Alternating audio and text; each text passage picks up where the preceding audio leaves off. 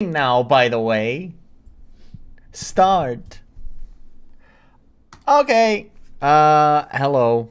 Um, we're playing games today. And I sure hope that I can stream. I don't know what's going on with at least Google Docs. Um, I cannot open my game grade sheet. It is just infinitely loading. So maybe we're not grading games today. We'll have to see. I think we all have the PACBUT memorized. We don't need to see it in front of us. So anyways, today I have a couple of hopefully interesting games. The first game that I want to talk about, that's not it. Gosh, where's that one? There it is. Oh, and Meg is here. Egg muffin. Egg muffin. Egg muffin. Sorry. Oh, do you want to say it again, Moikai? I'm sorry. Could you hear that?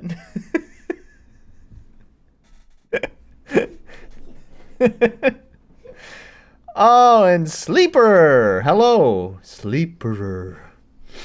Anyways, I'm playing a couple of games today. Hopefully they're interesting. Both of them have a little bit of a story behind them, so you're gonna have to excuse me. I have a little bit of rambling to do. So first game that we're gonna play is You Must Become a Lich. So Dev seems like a cool guy. It's me, Egg Muffin. Anyways, this game was originally I found through OboeShoes, which those are two words that have been put together. OboeShoes, I'm not having a stroke. That's the name of the YouTube channel. He's a Twitch streamer. He posts his shit on YouTube. Anyways, he had streamed this game before. By the way, he's a much bigger YouTuber than me. Obviously, he's still a pretty small channel, but definitely much bigger than me. I don't know. It looked interesting. It looked like an interesting game that I wanted to try. It's not without its flaws, though. So, I'm already pretty aware of what this game is going into it. It's not going to be completely blind. But to be fair, I only watched someone playing it. I have never played it myself. Now, some things to mention about the game. First of all, Dev seems pretty cool. Here we have some news right here where he said, thanks to everyone for their extreme support. Thank you, OboeShoes. See, I told you that's the name of the person. It's not just someone having a stroke. And his very supportive community. So basically, here he's just saying that he knows that there's a lot of flaws, but because, you know, as indie games do, they just don't get recognized. And you know, it's hard to keep motivation when you've put in a lot of work and then it seems like no one is there to appreciate all of the work, right? So it seemed like he was basically done supporting the game, but because of OboeShoes streaming the game and it bringing a lot of attention to it, he decided to continue supporting the game. So hopefully all of the updates have improved various aspects of the game. We'll have to see going into it, but this is an interesting game that is based on a coin pusher that you would see at like the arcades and stuff.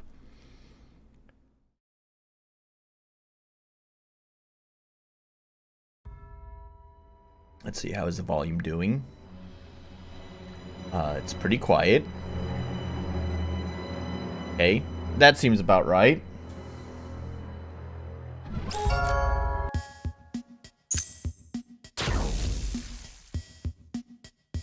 Alright. Oh. Oh, interesting. This is already new, but I would really like it. Yeah.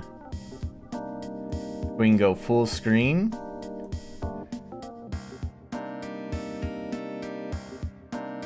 I actually have heard of this game, so really nice that someone gave him the push he needed. Yeah. Yeah, definitely. I wish I was someone who was, you know, much bigger and well known. There's been a handful of games I've featured that I really wish would get more recognition. But with my channel being the size that it is, yeah, that doesn't happen. I'm basically just chatting with my friends. Yo, you seen this game? You seen this game, homie? So, anyways. Quality presets. Performant. Ooh. Did it freeze? Oh, there we go. It takes a little while to high fidelity. There we go.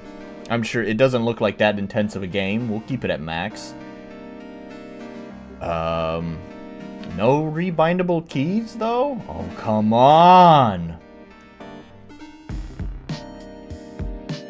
Okay, there we go. So this is already... Oh, wow, it's performing like dirt. Never mind. Let's set it back to performing. The music is super funky. Yeah, I dig it.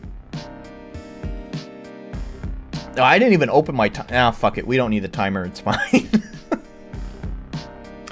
This is already new from the stream that I watched. I do believe before, like, this is your character here on the left. And, there's actually a stage just to the bottom of the screen off, you can't see it, and you used to be there, and, like, I don't know, obviously I didn't play it, so I don't know how it controlled, but it seems like you still had movement of your character, as well as movement of, where you're going to toss the coin. But now it seems like the coin toss is, controlled with WASD. I don't know how you would leave this screen, though. Do I just need to win? I also don't remember this blue thing being there. Which I feel like sort of makes this pretty easy. I say that as I miss, but still. And I miss again. So maybe I'm wrong. Never mind. I don't know. I don't know if the blue thing is necessary. I'm pretty sure that wasn't there before. And yeah, I'm still missing, so, you know, maybe it's fine.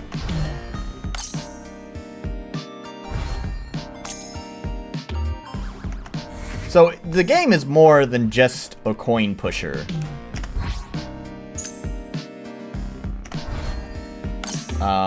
I need to figure out how to leave this screen, although I guess for right now, I kind of just want to go ahead and... Oh yeah, there's a big one. I guess for now, I just want to spend as many coins as I can.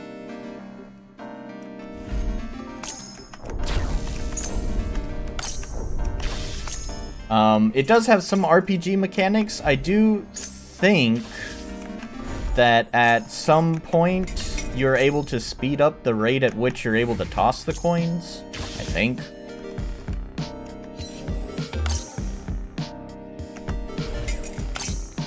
Oh boy, these kind of games. You know, I'm not the biggest fan of these. There seems to be quite the fan base for this type of game. I don't know why. There's just a lot of people who seem quite obsessed with coin pushers. I'm not one of those, but I don't know. I liked the idea of this game. There is something compelling about it.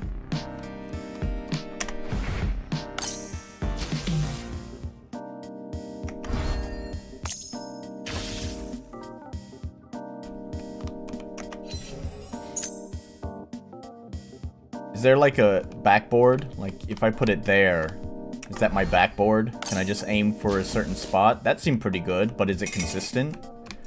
So basically I'm aiming for right where the pole intersects with the ring. So far so good. That seems to have worked. Yeah, I think that's the meta. 3 times in a row it's gone without fail. So see, this is why? Oh, I failed there. Okay. But was it just... Whoa. Alright, so maybe it's not. See, just like... As soon as I'm gonna say, like, I don't like this idea, the game comes out and proves me wrong. I still don't know if I'm on board with showing the blue dot, but maybe it would be nice if there was an option to turn that off. Like, if there's a difficulty mode.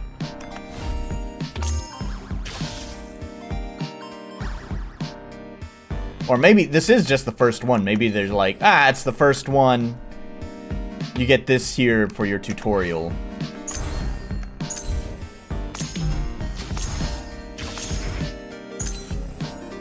I'm just gonna just send it.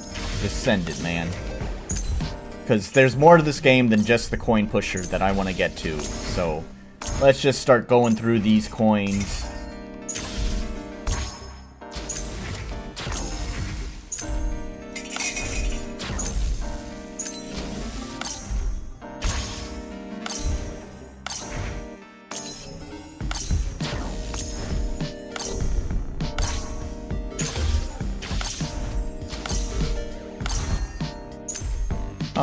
I've hit it several times and it just hasn't moved. There we go, there's a big chest. Here, give me that big chest. Oh yeah, big bonus. Oh yeah. Go into the hole. Give me that stuff. Give it to me. Oh yeah, 2 chests. There's one. We got more coins. Okay. And we got a body part. There's the second part to this game.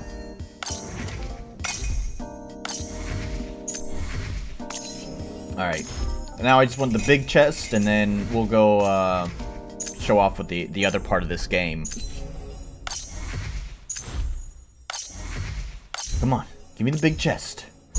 Start pushing those coins. You can do it. Look, they're all bunched up right there. Ah, there we go. Alright, what do we get? Body part. Okay. So...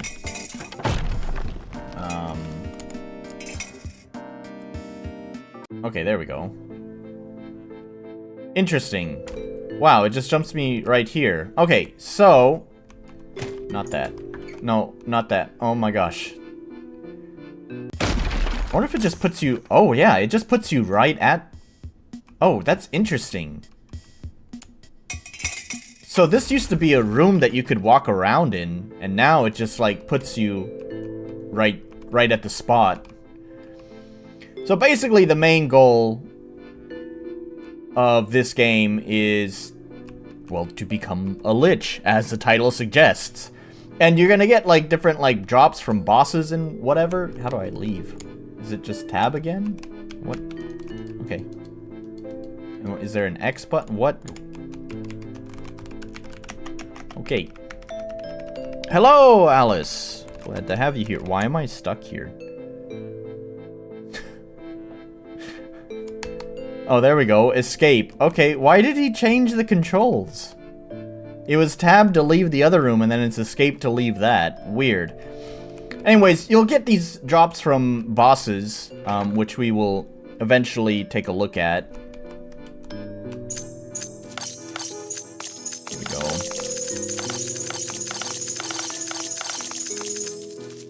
Let me get it up to level 8. There we go.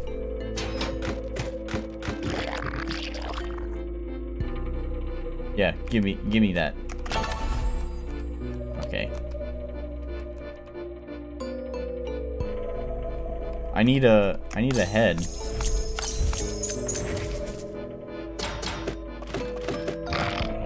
Yeah, give me that head.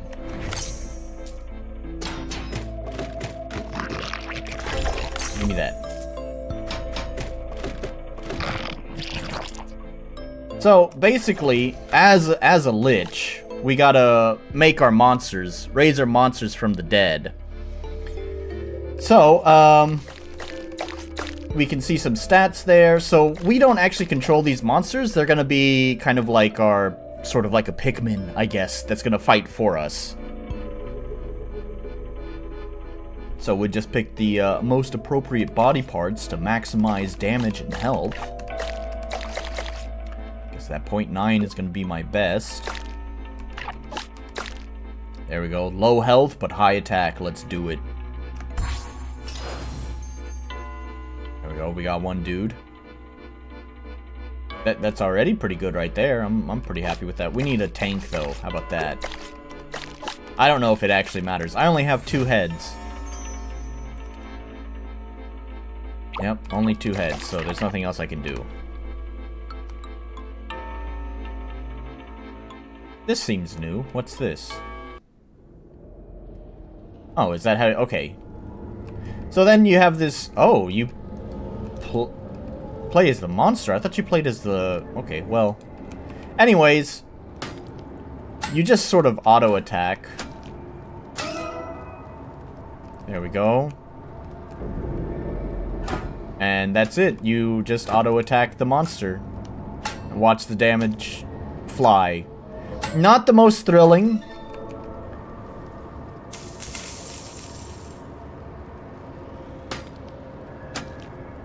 Oh, I lost my dude.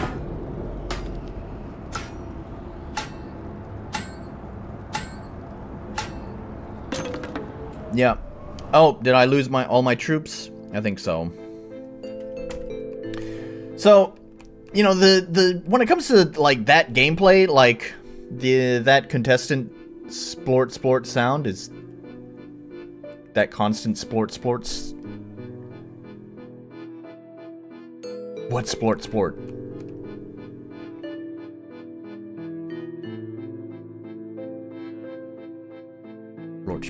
Anyways, yeah, so, like, the whole Lich thing, I don't know how into it I am, like, taking the monsters and going out there to fight with them. I don't have any heads, so I need to go do the coin pusher thing to get some money so I can use my chest to hopefully get some heads. Oh, when you're making the dudes.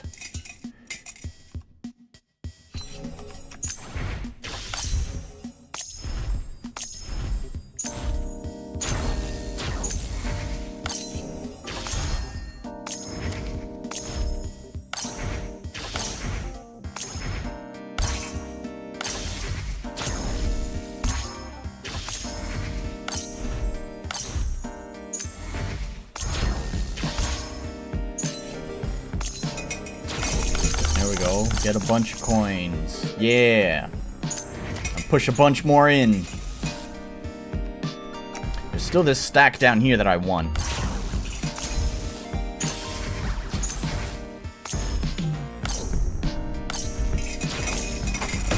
Alright. Got another chest that dropped. Oh, there's a big push coming. Push them in. Do it. Yeah! Oh, that was a lot.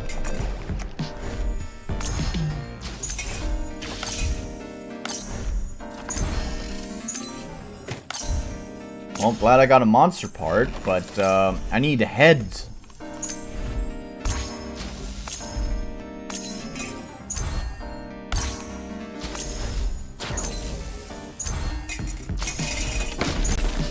Alright, that's probably fine. Right. It should be escape here. It's so weird that they reverse the controls. Alright. Let's buy some parts. Huh?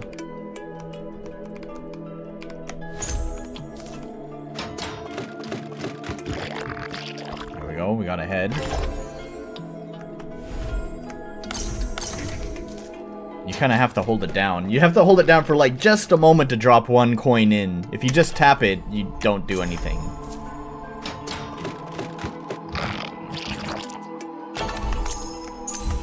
Oh, I didn't mean to do 2. Whatever. How about 3 then? Huh?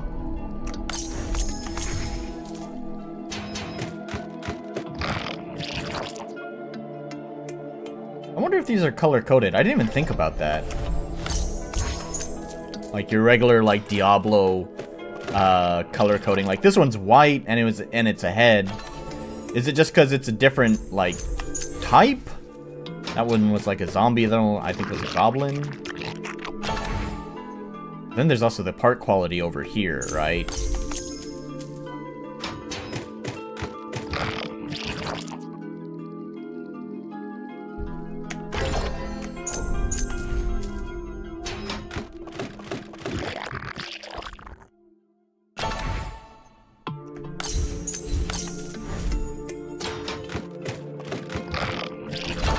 It is actually a rarity kind of thing. Like your Diablos and your Borderlands, that game I was playing last time.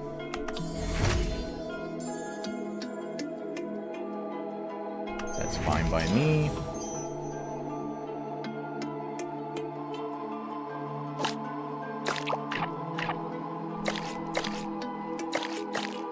Oh wow, that one's weak. I think that 65 is the best.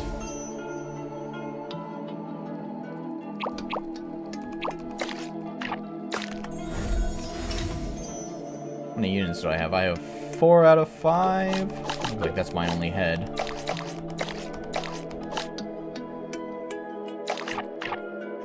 At 51. So, yeah. Army full. I like the coin pushing part. This part right here is kind of slow and not the most thrilling, right? There we go, got him. Right? You just stand here and wait for the numbers to drop. Like, if it's just pretty much a numbers check, there's no input.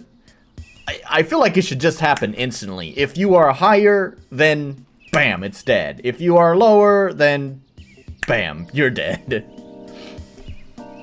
And I mean, I don't know, that might not be the most interesting, but I don't know, I feel like it does need to go faster, because it just feels like it's kind of wasting my time. I don't have any sort of input, so why do I need to sit there waiting for it?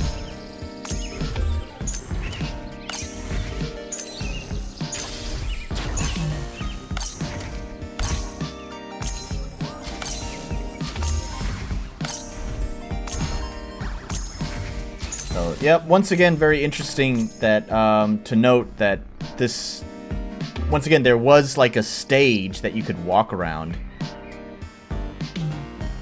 Yeah, it should be faster, at least cooler to look at. Yeah, for sure. So, yeah, like I said, it does seem like they've made this into like a single screen where you do the coin pushing. Whereas before, when I'd watched the stream, this was like a place you could walk around in. Like, you couldn't walk up here where the coin pusher is, but just below the screen, there's like an area that you could walk around on.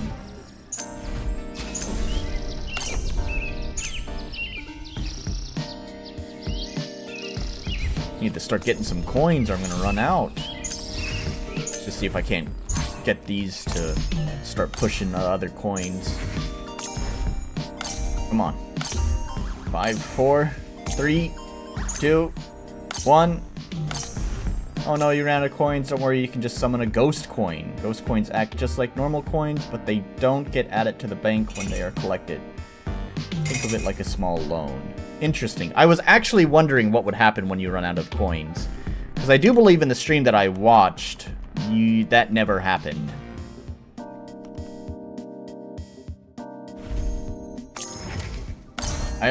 I see it's given... Oh, did I actually... Oh, okay. I must have collected a few coins when that popped up. I was gonna say, if there was a limit to how many ghost coins I had, I would wonder what happened if you... What happens after you run out of those. But no, it does seem like you have infinite.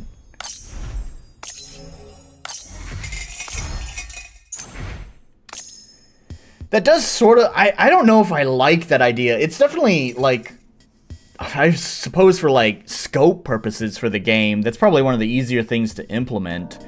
But, I don't know, I feel like there should be, like, if you run out of coins, there should be something else that you could do to get the coins back, right? I don't know, some sort of lichy quest or something. I don't know.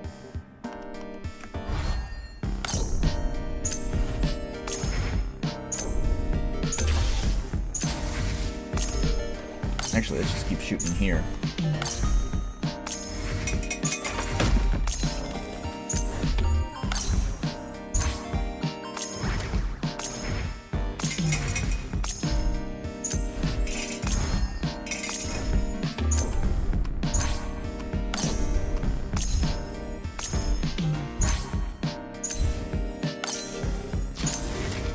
I definitely, one of the things that I really liked when I watched the OboeShoes stream the game is that, to me, the part that, like, was enjoyable about this game was just seeing all the creative ideas they have for, like, coin pusher levels. As you can see, this is already quite a bit different than the other coin pusher level that we were looking at the start of the game, where the one at the start of the game was pretty standard. Now they're kind of throwing some weird stuff in here, like this little divide in the center, and then you basically have two different coin pushers, a left side and a right side.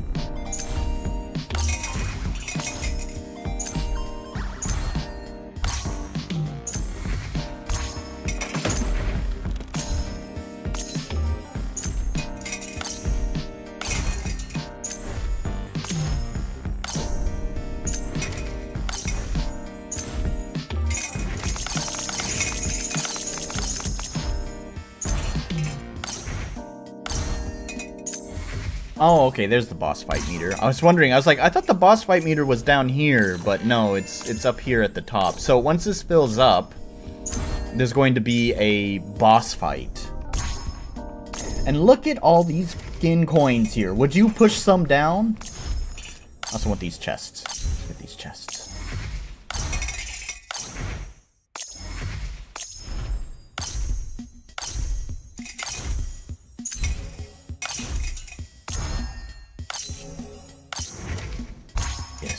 Push the chests.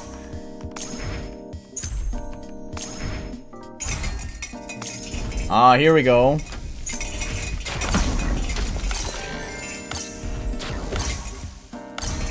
Come on. There we go. This is how a coin fight or a coin pusher boss fight goes.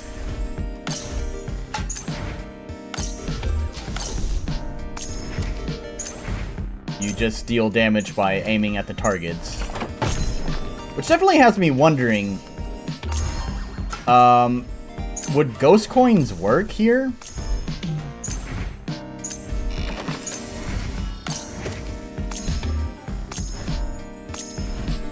So, right. I remember. So this is another thing that kind of bothers me with the game, is that it's like, it's kind of difficult to actually finish the boss in a single turn, because there was a timer, right, to do enough damage. That's fine if they want to do it that way, but it's so slow to fill this back up.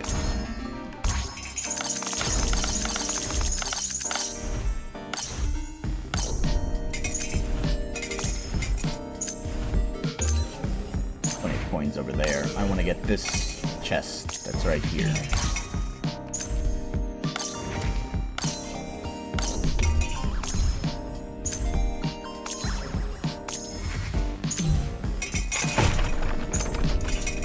There we go.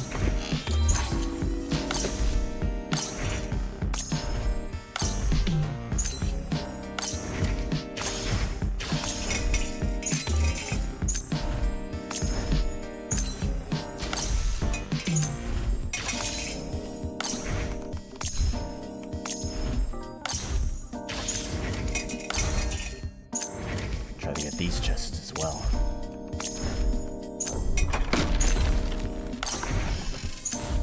Yeah, more monster parts. I think that's one of the things about the chests. I don't know. It's hard. What is it? There's something about, like, the monster parts is almost kind of disappointing. I guess they have the color grading system, but they don't super make that clear. And you don't really get to see the stats either. It's just like, oh, it's a green part. That's probably good, but I don't know what the stats are for that. So, I don't know. When getting the monster parts from the chest is not, like, very exciting. I don't know, I guess if they're gonna do kind of like some sort of like Diablo, Borderlands kind of loot system, it might be nice if there was like, if the chests felt like they were more worthwhile to get, and maybe had more randomness to them. I know they have some cosmetic stuff, in this game as well. So it would be kind of interesting if maybe, like, they would do random cosmetic drops as well that you could get. It might also be nice if, like, some of the big silver chests instead would drop multiple things. And it would be more exciting. Hopefully more exciting. And oh my god, I gotta go another round? It would hopefully be more exciting to, open a chest up, because right now it just doesn't seem that exciting. It's like, oh boy, I got a chest with another monster part in it. Also, the thing is that it's super not exciting as well, because the monsters are expendable, right? You are expecting your monsters to die, so it's like getting one part is like, ooh, woohoo.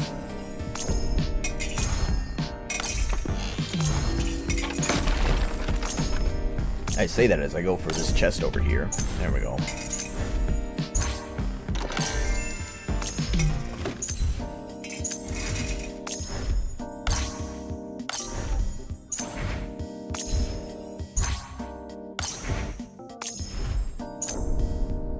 Come on. There's a whole bunch over here.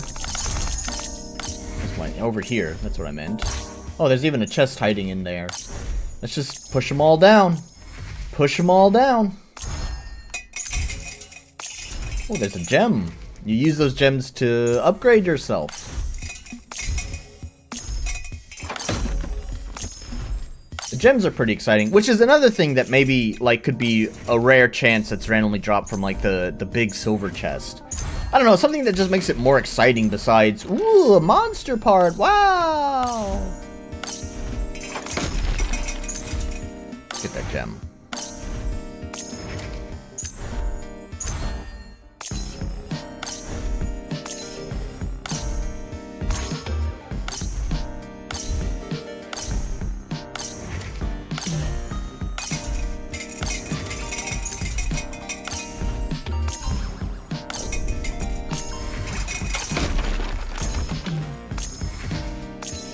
Yeah, push the gem. It's almost there. Do it. Do it, do it.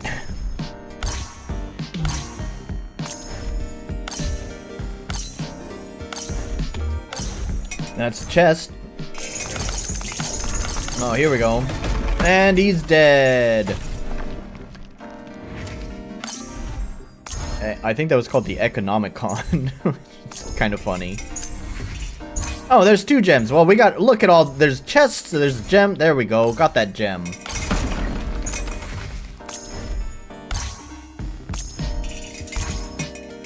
There we go. We got 2 gems. Do we want to get the chest too? Maybe so. It's pretty close. There's a lot of clutter right here. Things are bunched up. Come on. Just do it. Yeah, push him. Push him. Push the damn coins. Do it. Economicon. Yeah, there we go, Alice. You saw it. Oh, that was a good one, but that's not the chest. Give me the fucking chest.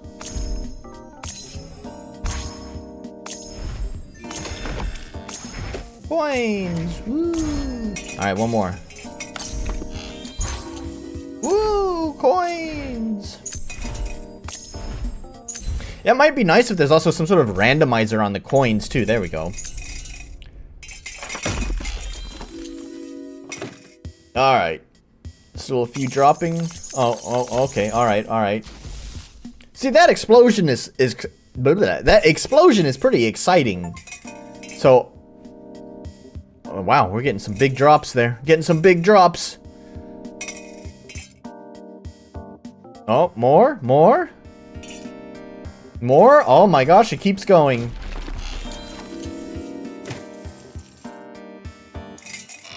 You know, if just, anyways, as I was saying, if just more things felt as exciting as getting that little coin burst that's at the end of the bar here. Like, if chests were as exciting as that, it'd be way more interesting, I think. But it's kind of predictable what you get from the chest. You know that you're getting a monster part. And none of the part, like, it's not very exciting because, like I said, your monsters are totally expendable. So, like, who gives a shit?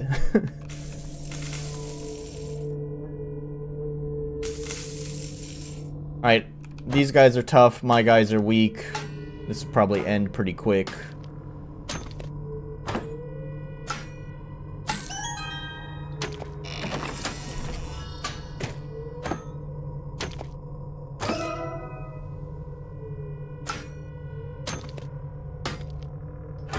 We'll see how far we can go before all my guys are dead.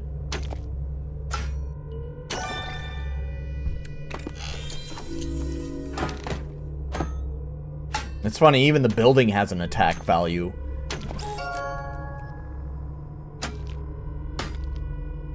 I don't know what it means to capture any of these.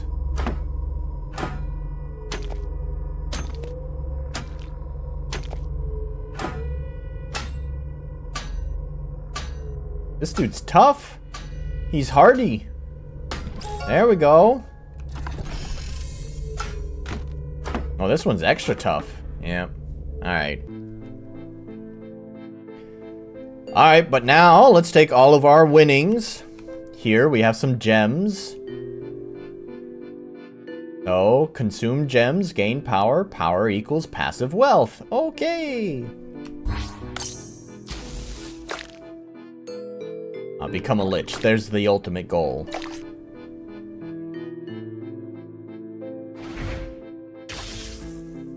Oh, I need 2, I guess.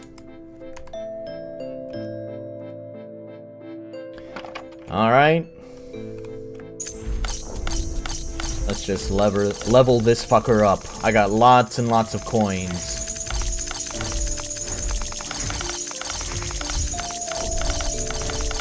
Oh, I wanted to stop at 100.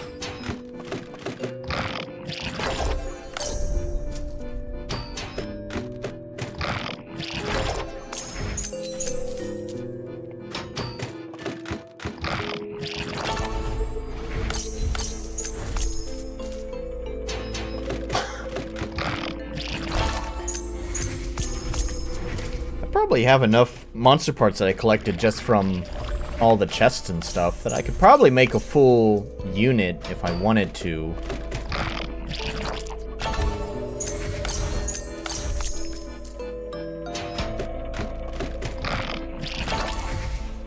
So let's make a full unit. We'll get to the next coin pusher zone and show that off, and then maybe we'll call it a wrap on this game. Give or take. Ooh, that's a lot of health. 114, heck yeah. That guy's sturdy. Sturdy zombie. Here we go. Sturdy and strong.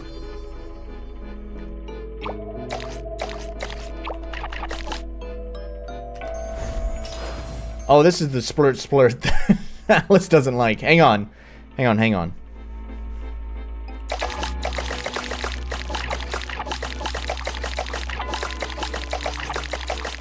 Just for you, baby. Just for you. I'll make all the girls splurt. Splurt, girl. Splurt. No.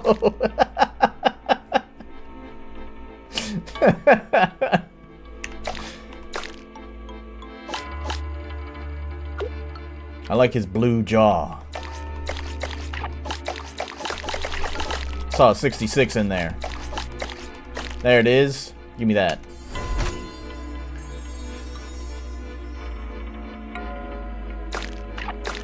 Ooh, I like that 1.9. Give me that.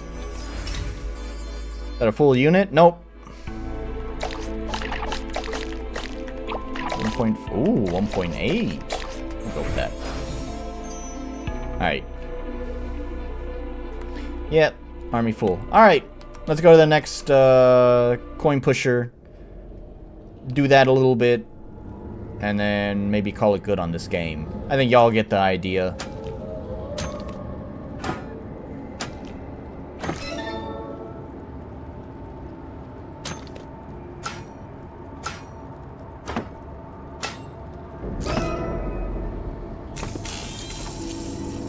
Got a monster part. Woo!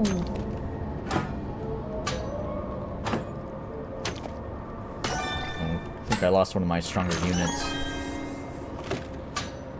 So, I wish it would kind of explain what the purpose was of capturing these. Is it just, like, it gives me stuff? Monster parts? Is that what it did? More army size. Oh, okay. A little popped up down there. So that's fine. It's only there for a moment, and it's not exactly where your eyes are looking. So, I don't know. It would be nice if maybe it was a little bit more visible.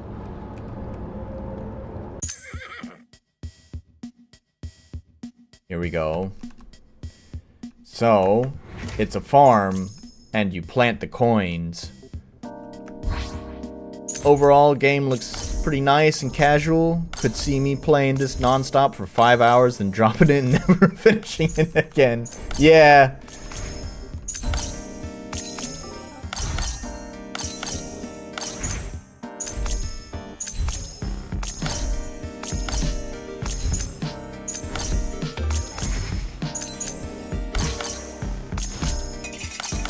If I recall, it's actually not a very long game. I think there might be 6 or 7 of these coin pusher stages. Which honestly, I mean, for a little indie game, I think that's a pretty good number.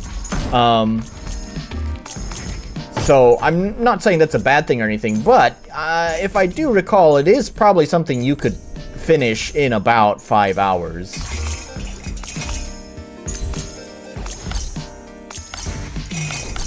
This one has a farming mechanic.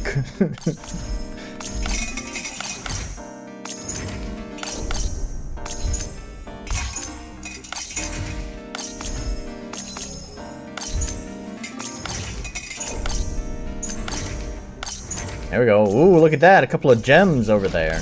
Very nice. We need those gems.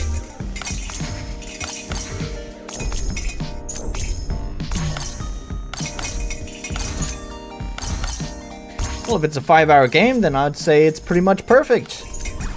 Yeah. It's a small little indie game, so, you know, doesn't have a lot to it. Yeah. I mean, unless obviously there's been quite a few changes since I watched OboeShoes stream this game. So, no telling what all has changed, if he's added any levels or anything, but I don't think so. I think it's all just like quality of life stuff that's been improved.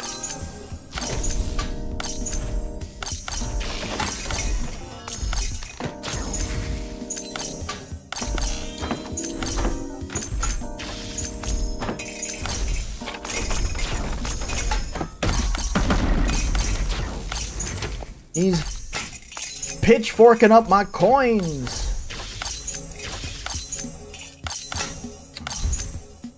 Running out of time. Yeah.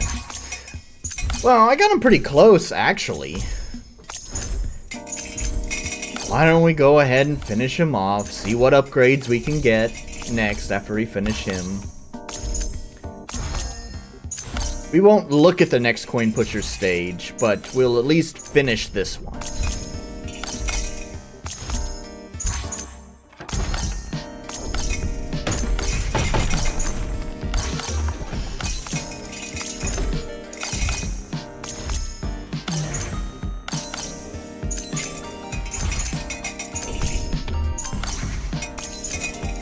Gotta hit this over here to harvest it. Harvest your crop of coins!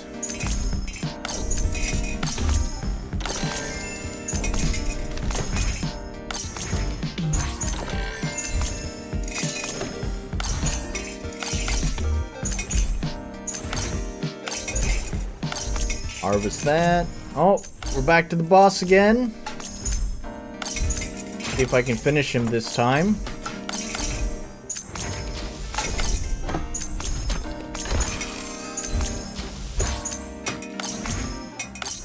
What is that? One more hit? Yeah, there we go. He's dead.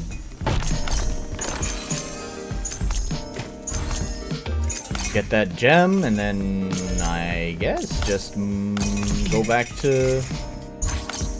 home.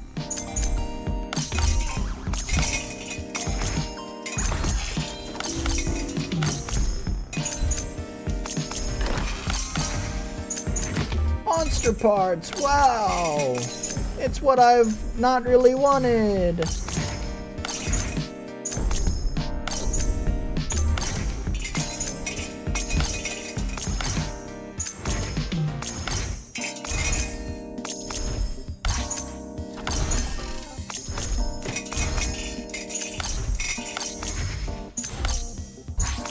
Come on, the gem is so close. Just do it!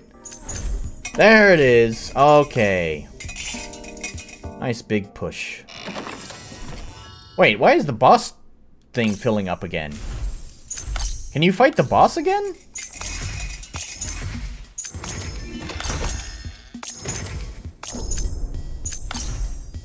Just noticed that. I'm curious to see what happens when it gets to the top.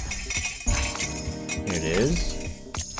Yeah, he's back at full health again, so I guess you can just fight the boss again. I guess that's nice.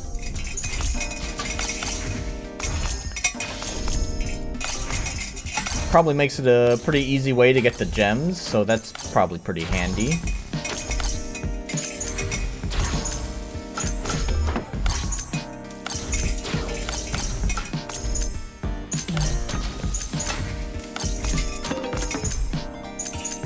Okay, anyways, we've got the idea here. Let's go on to the next section. So the next section is, yeah, just more of the same. You got guys, you just stand on top of them until they die.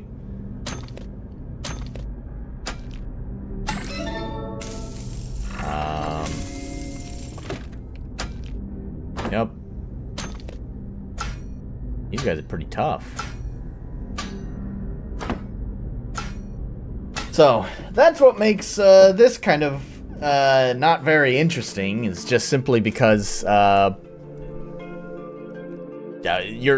what makes the monster parts not very interesting, is because they're expendable. Yeah, okay, here are all the stages. Wow, is it only 5? Wow, I thought it was 6 or 7. Okay.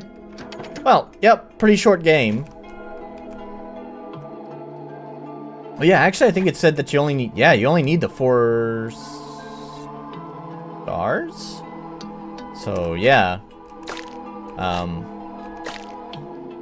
So yeah, I guess there's only 4 levels plus your starting level.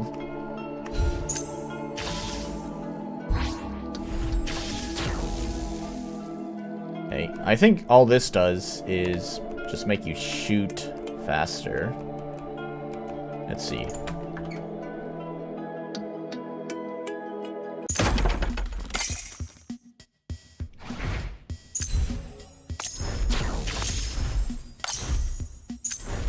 Oh. Ah, Chaucer's here. Good. We're going to move on to your game in just a moment. I'm kind of wrapping up on this one.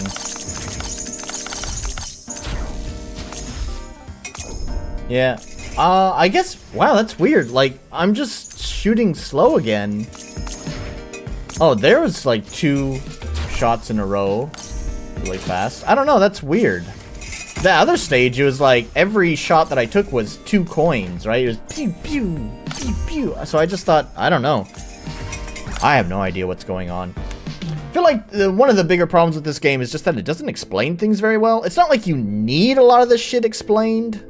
It's a pretty simple, straightforward game, but it certainly would go a long way to have stuff explained. What's Chaucer doing here? How did you escape my basement? Yeah, one of the other games that we're gonna play is one of the games that he had a hand in. It's not his game, but a game that he contributed a lot to. So we're gonna be taking a look at that. It kind of falls right in line with, I guess, the unintentional theme of today's stream of games that likely deserve... You left the window open? Now I'm frozen. Games that probably deserve more attention than what they got. I think You Must Become a Lich. Whoa, I like parkoured down the down the rail there. Anyways, You Must Become Lich. Lich was fortunate enough to have OboeShoes stream his game. It's a relatively small channel. I don't know. I think he has like 20 or 30,000 subscribers. So we're not talking like PewDiePie levels or Markiplier or Charlie or anything like that. We're not talking like that super big. But, you know, a pretty good sized channel found the game and streamed it and gave him a nice little boost for his relatively obscure game. But this other game that we're gonna play, Chaucer's game, doesn't seem to have been as fortunate. Since we're bringing it up, and I think we've kind of gotten the gist of this game, we'll go ahead and retire it for now. Oh, and even Tritium's here. We'll talk about that in just a moment. I would like to refresh my drink real fast, so if you guys don't mind, let's put on some music real fast. And I'm going to take a short break.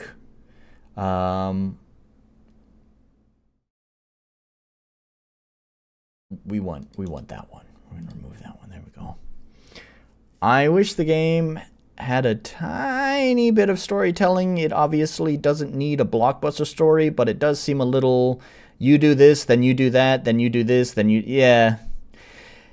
Yeah, I don't know if the developer would ever patch in some sort of story, although if it was even just like a Mario, you must save the princess level of story, it might be appreciated. Like I said, I think the game could really benefit from having a little bit more transparent information about what you should do, what things are doing, and stuff like that. Like, you got numbers and stuff. It's pretty...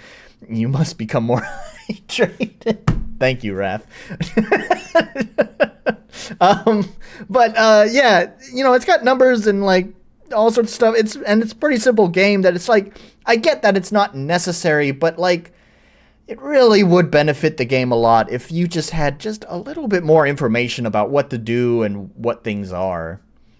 Anyways, yes, as Rath said, I must become more hydrated. So, give me a moment while I, read Meg's message. That would be perfect. That fits just some, gosh, damn heart button, brain juice amounts of story. Yep. How is that? A little bit loud. Crank that down. I'll be right back.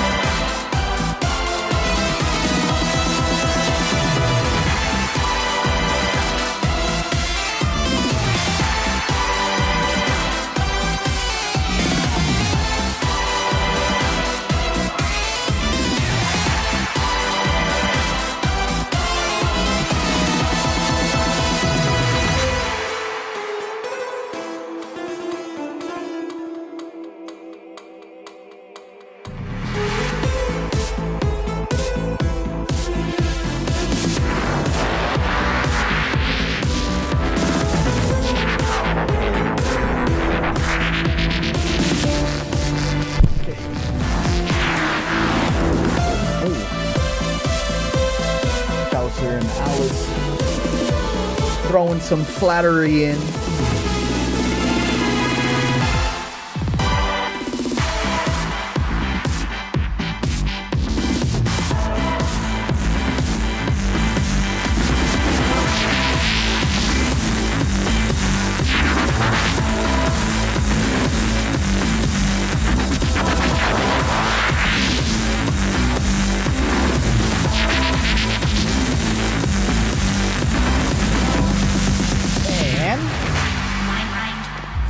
That's the end.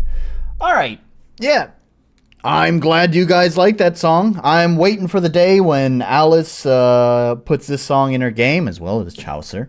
You know, Alice, I expect it to be in Slay Busters. I expect nothing less. So, first, like I said, I wanted to kind of chat about this game. And we have Chaucer here, who probably knows a little bit more about this game than me. This is the Revenant Prince. And it is an RPG Maker game, because, like I said, Chaucer helped with a lot of the programming side on this. And actually, this is one of the things that I will say at first glance. Actually, at first glance is the song would fit Slay Busters, though. There we go. Should make an 8-bit version for Slay Busters. You definitely can do that. You might have better 8-bit synths than me, because I don't do a lot of 8-bit stuff. So first thing is, man, just looking at some of the art and stuff, they're not doing themselves any favor with that price tag. I hope this is a discounted price tag from its original price. Because if we look here, can I rewind the video? Yeah, I don't know why. There we go. Let's put this in full screen. Let's give it a watch, and let's see if I get Content ID.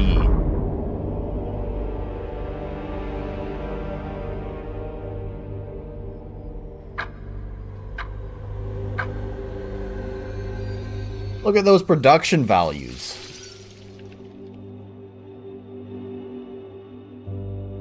Look at that. It's animated.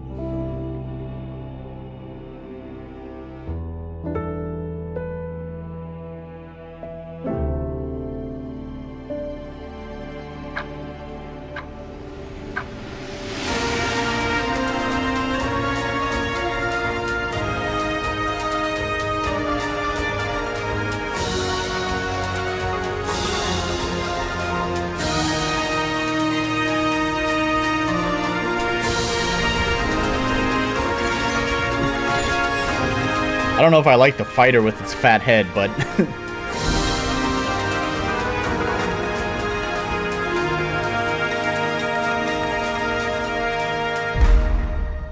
And that's just depressing to read.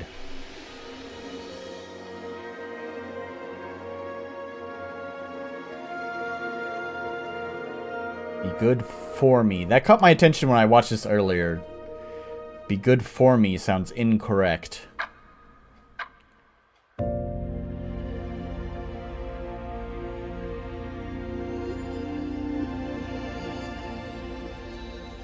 Still, impressive. There's clearly been a lot of work. No expense was spared in making this game.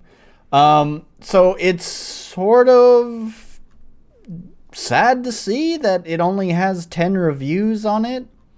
Let's see if there are any more down here that have like because he gifted some keys. Yeah, there's 17, so that means some of these must have had a key gifted to them. Oh,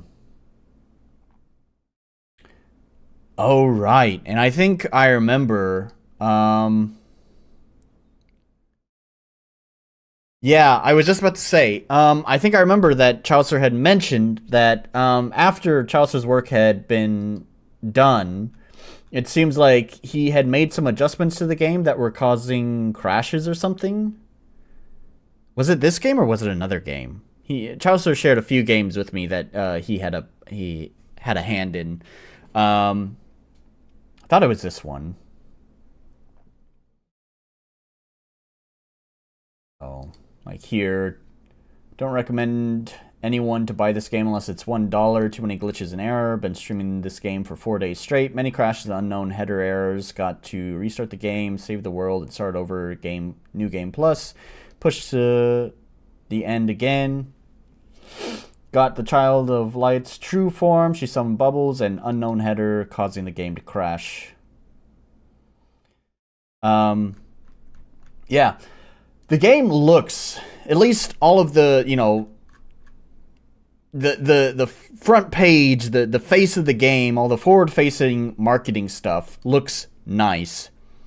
Yeah, they changed the Steamworks version to add cards, but it was not compatible with the NWJS version. Why didn't they fucking roll it back? Anyways. All the forward-facing marketing materials look pretty nice, right? You have, like, original battlers. You have, like, an original UI. Lots of animations and stuff going on. It all looks pretty good. I'm not a fan of this, like, mobile game style chibi character, but that's, like, beside the point. So we will just have to find out what entirely has gone wrong with the game here. I do see that it has a 53 on Metacritic as well, which is not exactly glowing. But just at a first glance, it's disappointing to see so much effort put into this game. And whether I like it or not, that's one thing that we should preface this with. Like, if games like Sea of Stars can succeed, or things like Octopath Traveler, there's obviously room for these kind of games, right? Whether I like it or not, that's kind of beside the point. There's definitely room for this game to succeed, to find the right audience, but it clearly didn't. I'm gonna say that, like, I would think, just considering the amount of effort that's been put into it, that unless it is an absolute train wreck of glitches and disasters, I think there would still be an audience for it. It would have to be completely unplayable for that audience to not exist. But I guess that's just the biggest challenge, is being able to find that audience. Being able to put your thing in front of the audience that is interested in it.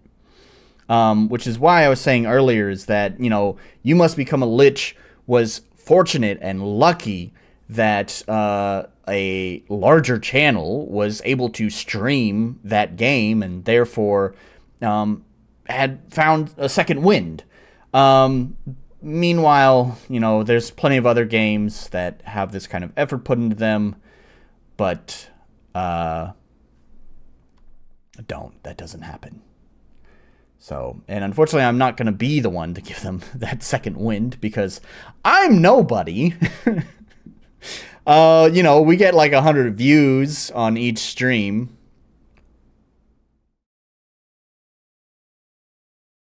I'm aware of that. I think a lot of people are, but I've kind of been experiencing some of that firsthand.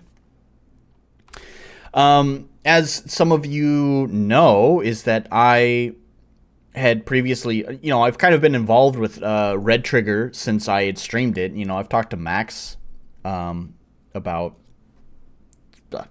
Red Trigger quite regularly. I have him on Steam. And, when I did the interview with Max a few streams ago, if some of you recall, I even talked about being like a volunteer community manager for him, because he hadn't actually reached out to any streamers or content creators. And so I had been doing some of that. So I have kind of been experiencing firsthand exactly how hard it is to get heard. Me and Max both involved as an absolutely simpin'. Sure. We went back and forth on like perfecting the email to contact folks to hopefully get their attention. And so, like, the email that we had composed to contact people with, in both of our opinion, was quite eye-catching. However, it didn't seem to be working, so we actually made another adjustment and another adjustment. We've revised the email several times now to try to get more people's attention. I did get one streamer's attention. His name is Graldun. And he did stream Red Trigger. Meg, Miss Egg Muffin herself, was kind enough to actually go to his stream and just leave a comment there. So I'm glad someone streamed Red Trigger. Unfortunately, that streamer, his channel is bigger than mine, but his videos perform reasonably okay, but his streams perform not much better than mine. So it was a little bit disappointing that he was only doing it in a stream, because it probably didn't get any more attention than my own streams. There was another channel that had responded to my email, but it was quite cryptic. I had sent them the email with the key attached and all of that, and they responded with noted. That was it. That was all they said. That was the only thing in the email, not even a signature, just the word noted. And that was it. It's like, so are you going to, like, make some video coverage on it, or what's going on? What does that mean? You just jotted down the key that we gave you? I don't know. Damn, not even thanks for the suggestion. Yeah, it was fucking weird. So, yeah, I don't know. I know this marketing stuff is hard, but, like, I've just been experiencing it. No, note it means get the fuck out. Most people just don't even fucking respond. Like, if they're not interested, they're not interested. It's been noted, enough said. Like, most people just don't even respond, so it's so weird that they even bothered to take the time to reply. Yeah. I asked Max, like, can you check if keys have been claimed? Because maybe we can just check that key that I gave him, and we can see if he claimed it. And if he claimed it, then maybe that means he's gonna be doing a video on it? Maybe? Or maybe he just enjoyed the free game. Who knows? But yeah, doing the marketing thing is really tough. It's really hard to get noticed. Here's the thing, like, and I had told Max this was my strategy for him, which I thought was going to be the most effective. I'm pretty well aware, channels even starting at around 10,000 subscribers are already getting inundated with emails. So, and of course from there, it's just more and more and more emails. So, like, when you go to, like, the really big gaming channels, it's going to be, you're just noise in the sea of, let's put some music on in the background. I don't know how much longer I'm going to be talking about this, but let's put it on in the background anyways. You're just going to be noise, in the sea of other noise. So, it's not really worth reaching out to the larger ones. If I have a bunch of spare keys, like, it's worth taking the gamble on, like, firing off an email their direction. But it's like, I'm not counting on it, because I'm just the noise in amongst all the other noise. So I told him, like, we should really target, like, smaller channels. And I mean, that's what happened with Graldun, right? Graldun streamed it. He's a smaller channel. So the only challenge there with the smaller channels is that, well, they're small, so they're not as easy to find. The big channels have a lot of publicity. It's easy to find them. The small channels, they're tough to find. I don't know what it's been with YouTube's algorithm lately. They've been not subscribing. They've been suggesting a handful of smaller channels, so it's kind of helped me out. But yeah, I don't know. It's just tough to get people's attention, man.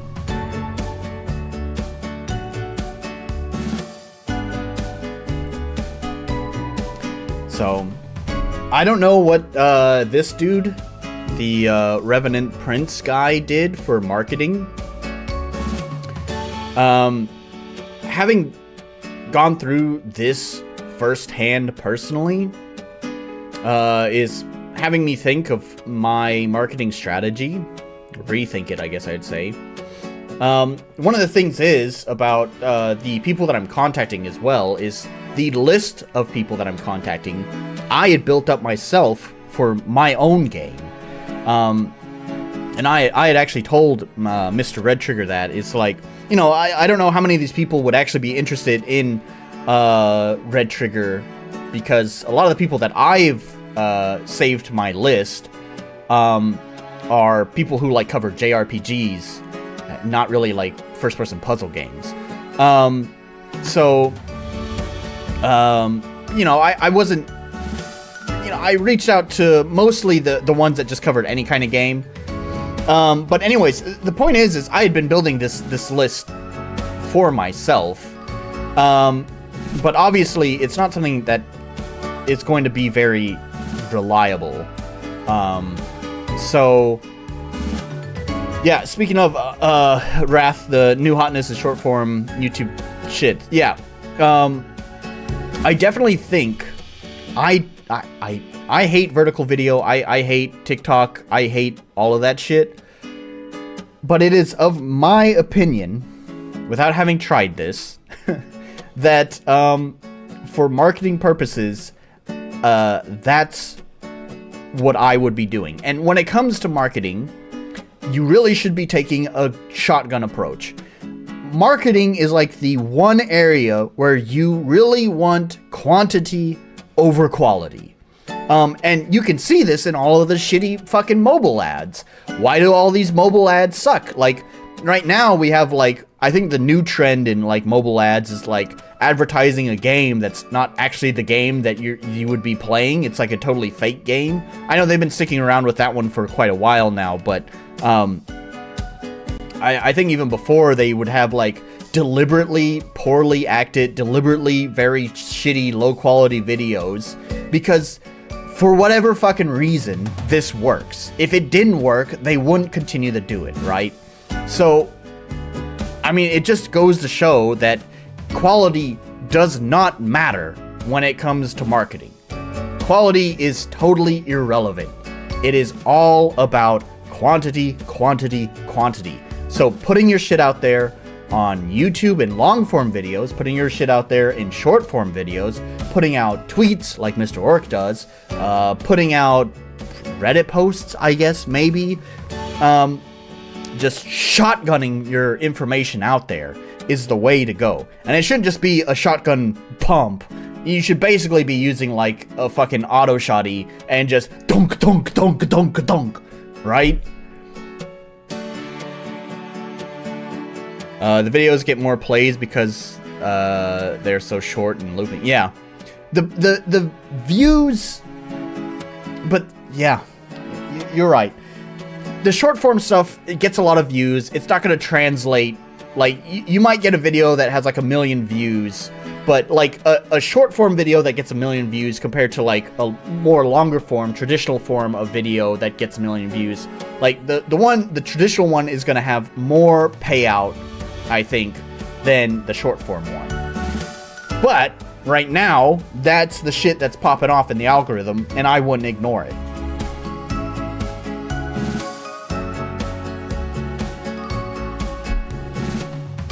So, anyways, with that being said, I think that's enough rambling about marketing and stuff. Let's find out why this game did not do so well. Is it just because of marketing, or is there other problems with the game? We were pushing long form for a while. Fuck them, I guess. YouTube, yeah.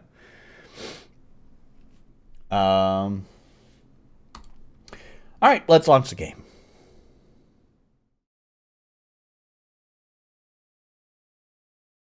Where is it? There it is. Wow, it was really slow to launch.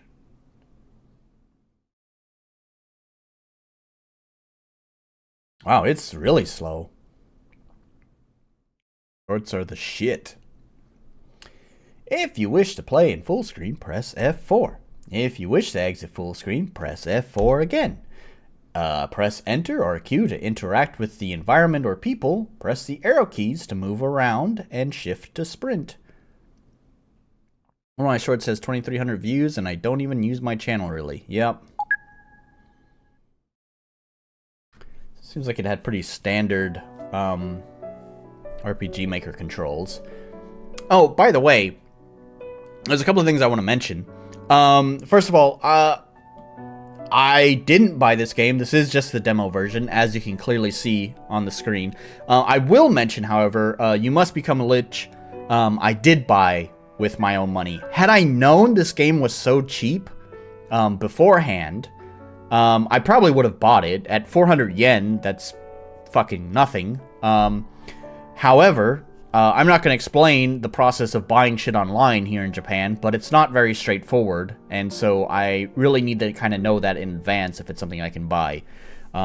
I downloaded this today, which was too late to buy it. So sorry about that, dev. I wouldn't mind supporting you the 400 yen, which you'd only get 30% of that or 70% of that. So, you know, whatever. Nah, it's fine. No big deal. So right off the bat, you have your traditional RPG Maker controls. This is an interesting options menu. Did you have your hand in this, Chaucer? This doesn't look standard. Oh no. Oh no! Now I know why this one failed. Oh, it shouldn't even have 10 reviews on it. It should have 0 reviews. Can you get negative reviews? You should have negative reviews. Now, I don't mean like negative as in the rating. I mean a negative number of reviews. Like, you are in review debt. You have to give other people reviews on their games. Do you know what's wrong with this screen? There's no fucking rebindable keys. We're stuck with arrow keys for the rest of this damn thing. Okay, sorry. Moment of truth from Tritium. Interesting thing, the title screen, the background changes depending on how far in the game you are. They had Chaucer on board and no customizable keys. They didn't have a hand in them. We can tell. No rebindable keys. I can see the seam. I can see the seam. We're nitpicking here, but I can see it. I can see it in that background art. Can you see it? I don't know if you guys can see it, but it's there. Alright, anyways. What? That's so weird. New game. Do you want to start a new game? Are you sure about that? Yeah, man. That's why I selected it.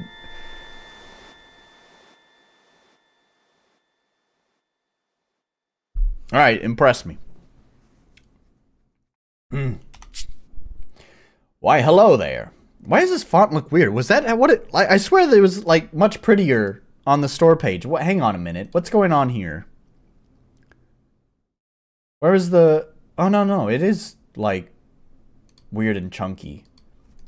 Okay, never mind. Sorry, I'm crazy. Are you really sure you want to play this game without rebindable keys? No. But you don't give me any other choice. Hello there. How are you? Good? Oh, what's this? You're here to play our little game? That's nice. Well, don't let me keep you here any longer. Be nice, alright? Is this a meta thing? And, before I forget, do you want to hear my story again? I promise it will only take a moment. No, but I guess I ought to. The black dialogue boxes are the narrator. I see.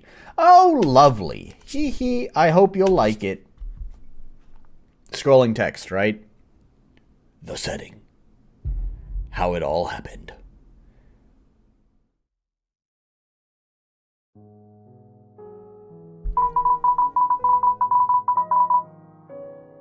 It's pretty loud, isn't it? Oh, it auto-scrolls. Holy shit. Why does it need to auto-scroll? Then Father, the Creator, gave the world ether. A power so great that it quickly brought the world back to life.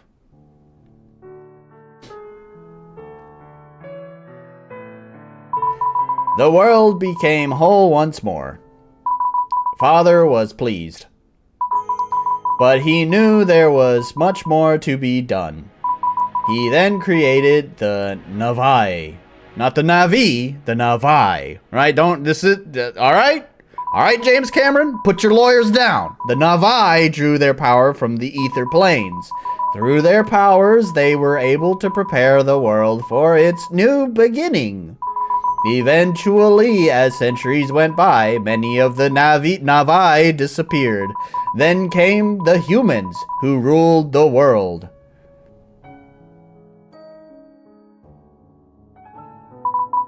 The humans were greedy. They only wanted power above all else. Conflict and destruction ravaged the lands. Many lives were lost.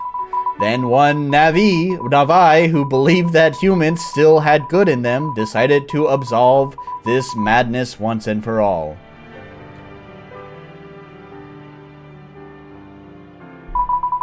Thus, the Lumerian Empire was created, an empire that brought peace and harmony across the world.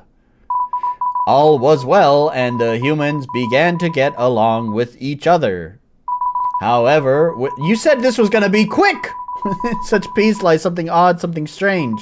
For one person, he saw the world a little differently from the rest. This is his story.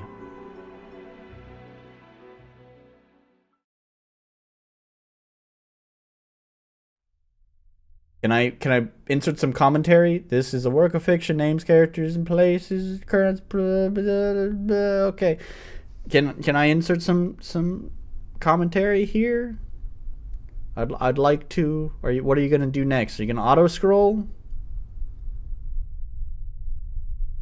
No games. All right, I got it. I'd like to say something. Can I say something? Excuse me. Oh gosh, this is so slow. Prologue. We're certainly not in any rush here. Okay, we're gonna do a cutscene.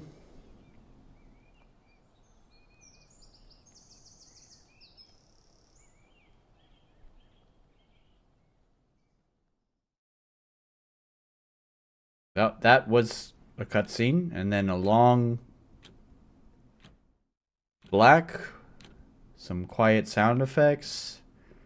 What is going on with this person? Okay. Alright, I can progress at my own pace. Alright. So obviously, first thing I want to say is this game is clearly not in a rush to get anywhere fast.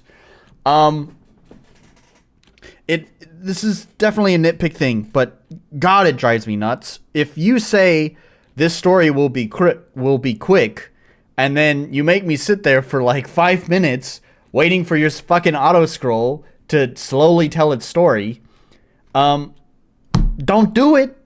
It's annoying because it wasn't quick. When you said it was gonna be quick, I won't keep you here for long. Just let me talk for 10 minutes. Yeah, right? Like, if you're gonna say it's gonna be quick, it better be like a couple of boxes and that's it. A couple of text boxes and then we're done and we're moving on. If it's not quick, maybe you should actually say it's a little bit long, but you might enjoy it. Second of all, I don't know why that needed to be an auto scroll. So here's the thing. I don't. Auto scrolls never work. They just never work in an RPG because either they're going to scroll too fast and people can't read them, or they scroll too slow and you have to read each word slowly like a robot. That whole section, no part of it felt like it needed to be an auto scroll.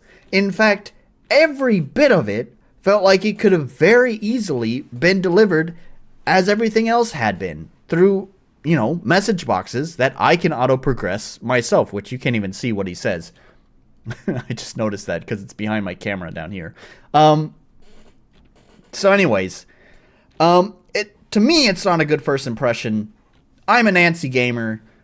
I don't give a shit about your lore. I will give a shit about it if I play the game and start seeing things in the story or in the world that interest me. Once I see those things, then I might be like, oh, I might be curious to learn more about that. But at the very beginning, I don't care. I don't like how it seems very slow to do anything. Which I wonder how this intro is going to go with this game too. By the way, the pacing of just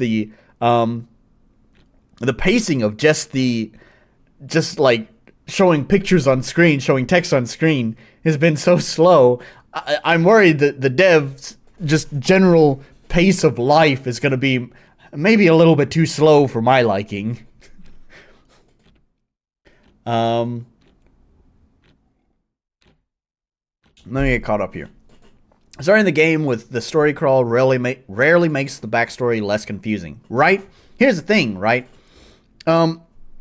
Part of this we can blame on streamer brain, because for whatever reason, when I read out loud, I don't really actually input it into my head, so I've already forgotten a lot of that. But even still, I'm pretty sure a lot of that stuff, I remember James Cameron's, James Cameron needs to put the lawyers down, because it's not the Na'vi, it's the Na'vi.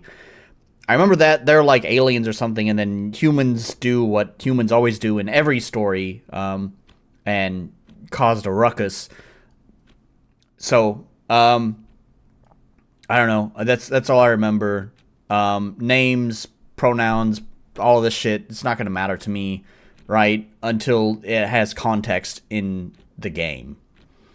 So most of the time, those kind of backstory lore things are completely meaningless, because no one's going to remember that information anyways. Raph says, are you sure you really, really want to play this game? You're a little bit far behind. Voice acting in pics can really go a long way. And Orc says, I don't know, the cutscenes would have been better with a good voice actor, but overall it was just stuff happened, Empire happened, the end. Yeah. Alright, anyway, so you can't see it, but he says, I'm... ... I'm alive! I wasn't paying attention, I just assumed you are the good guy and you need to fight a bad guy. That's probably the plot. Oh, it's a rabbit. That's why the face looks so fucked. I wasn't sure what I was looking at.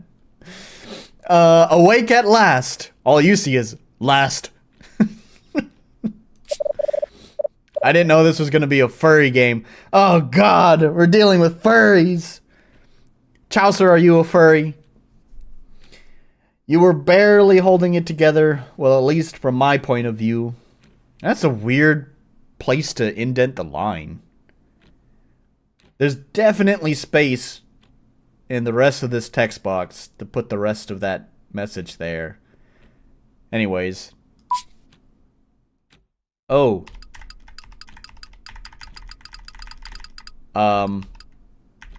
Are these meaningless choices? I actually have a feeling if I select this, you're a soul beast. Why does it sound like song lyrics? Chaucer's selling his plugin so he can afford his expensive $3,000 fursuit.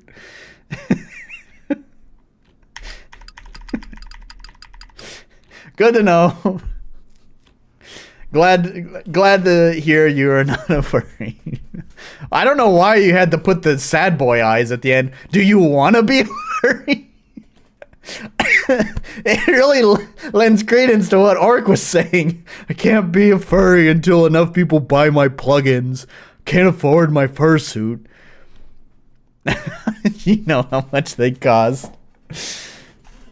Anyways, I'm really afraid if I select the "you're a soul beast" thing, I'm gonna get more lore. And I don't want more lore, so I'm gonna say thanks, and I hope they don't dump more lore on me. No problemo. I'll do anything for someone in need. Especially people like you. Yeah, I'm that nice. So then, do you have any idea what you and your buddies have done? Oh, I didn't see the option! Oh, man. That's the problem with...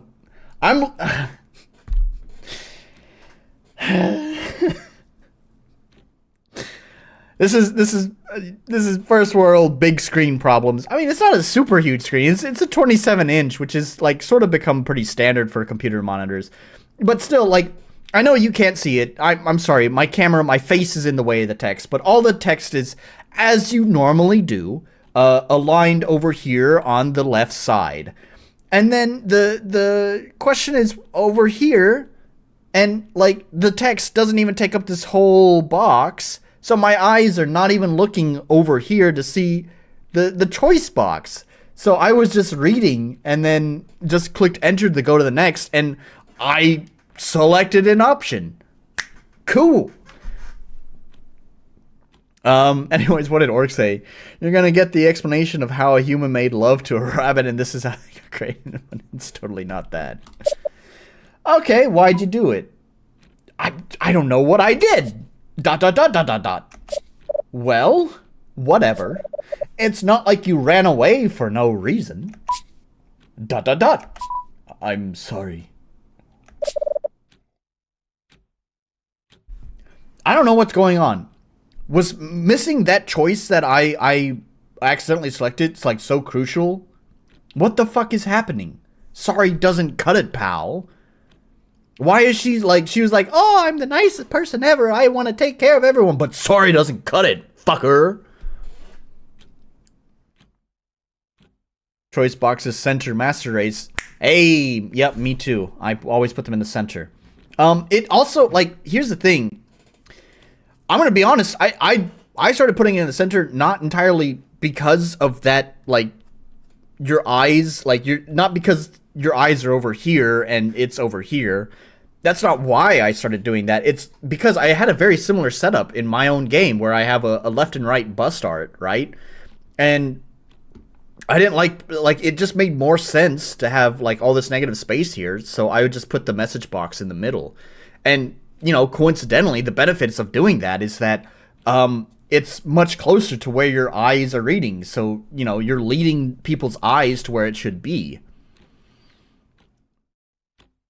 You're on a dark storyline now from that one choice.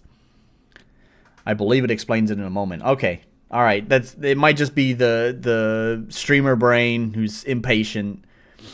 Fun fact though, by the way, on these bust arts, can you believe the developer had this custom made?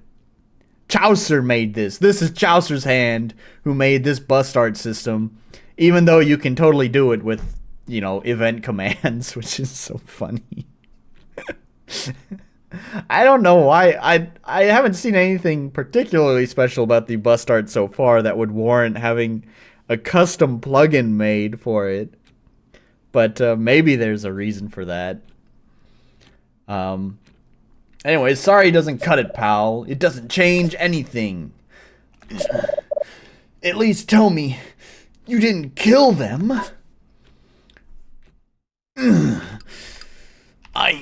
I guess I'm on the I don't know. I think I picked the bad option last time. Let's just stick with it. If I've learned anything from playing BioShock, it's that never switch sides. If you're going to go for the evil playthrough, you better fucking always do the evil thing. Or if you're going to be good, you better always do the good thing. Never switch sides. Black and white. So we're sticking with the evil choice now. I did. Well, you aren't lying. I bet you were forced to. Must have hated every second of it. Ooh. Get the rabbit stew ending. Well then, allow me to introduce myself. I'm Farah. Farah, we're off. I made the code, but art was not mine. Well, yeah, I'm sorry. I don't mean to imply that you made the art. I just mean you made the bust code. It was made to simplify the process. It was before there was any good bust plugins, and with all the busts in the game, it would have been a lot of eventing. It's funny. I just today, I revised the way that I handle the bust in my game, and I think I found a pretty simplified eventing system. Basically, I have a parallel event. I know, ooh, scary. I know there's a certain RM web member who would say, oh my god, why would you use such a thing? But I use a parallel event that only gets activated whenever you're in a cutscene. And then, in this parallel event, there are two variables that will control how the bust arts are displayed. One variable will control the reaction, the expression of the bust, and then the other one will control the tint of the bust. And then basically, in the event, the cutscene event, I just put in controls to like change the variable. So like if I want a surprised expression, I put in 3. If I want to make the bust like flash for a moment to like catch people's attention that it would suddenly change, that's also a 3 on the tint variable. It's really simplified things a lot. The only downside is I have to remember those codes and what those codes mean. So, 2 monitors. I just keep the codes open on the other screen, but it's like so much faster to do this. And also, it just allows for like if I ever need to change the bust like position on screen or anything like that, I only have to change it in that common event, right? I don't have to change it for all the other events. The only downside is, of course, that I implemented this a little bit late into my game's development. I don't know if I'm going to revise every single cutscene to use this new method because as far as the player is concerned, it functions exactly the same as using the show pictures, tint picture commands that I used before. This new method just makes it simple that if I ever need to make adjustments in the future, I only have to adjust the common event. So, anyways, I don't know if I will redo all my old events or not, but anyways, that's beside the point. You can event a pretty a nice bust controller, as I would call it, a busty controller. Thank you, Wrath. Anyways, nice to meet you. Troy. I'm Troy. Thank you for saving me. I was just playing Borderlands last weekend, and we had Troy and Tyrene. If I recall correctly, this one tints based on the name in the name box, so no extra commands are necessary. That is nice.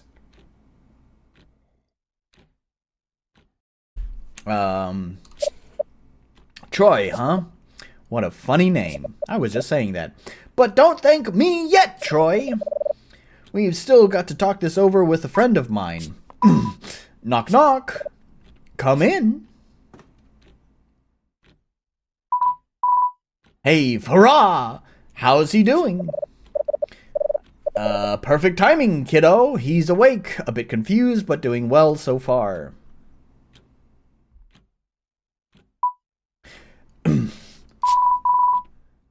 This is my first time seeing one in person. They don't look so tough. Now, just a minute there, Rolly. I know he's one of them, but you gotta see where he's coming from first. Really? You're too nice sometimes, you know? We can't trust him so easily, and you know that.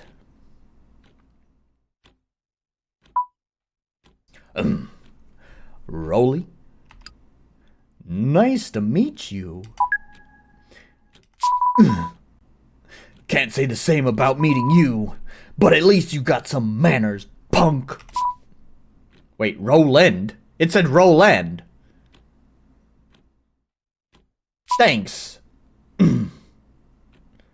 Oh, I see. Rolly is like a nickname. Roland, which is another Borderlands name, by the way.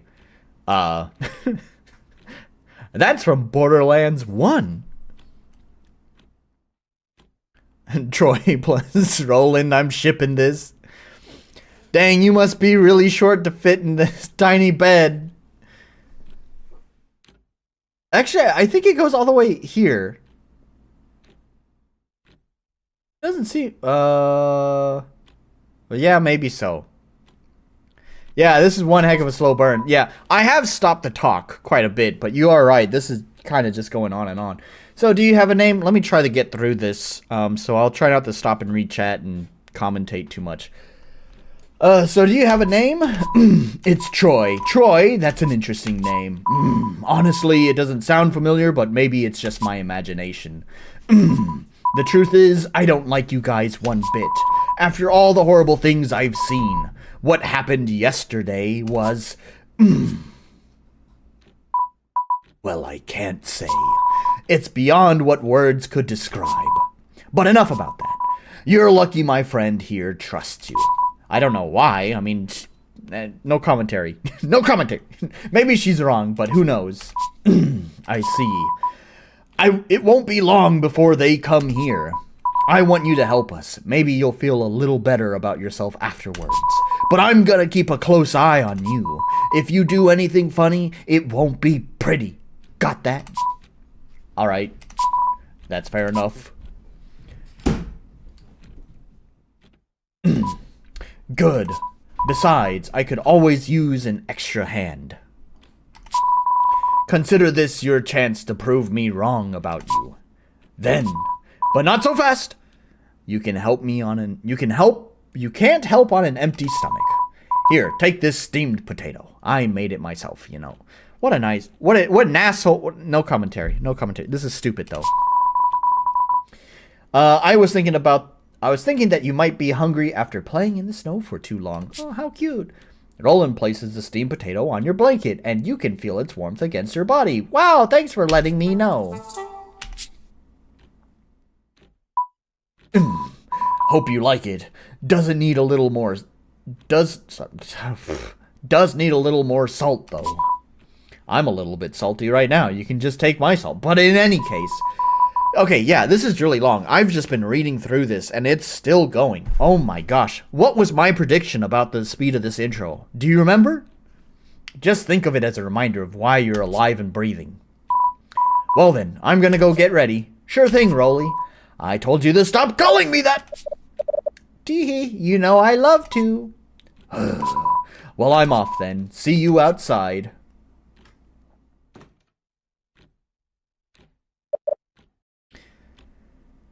Off he goes. I know he can be a bit callous at times, but deep, deep down, he really cares about his friends. Does he? Well, that's for you to find out. Now then, I believe you're making him wait. Have fun out there. Thank you.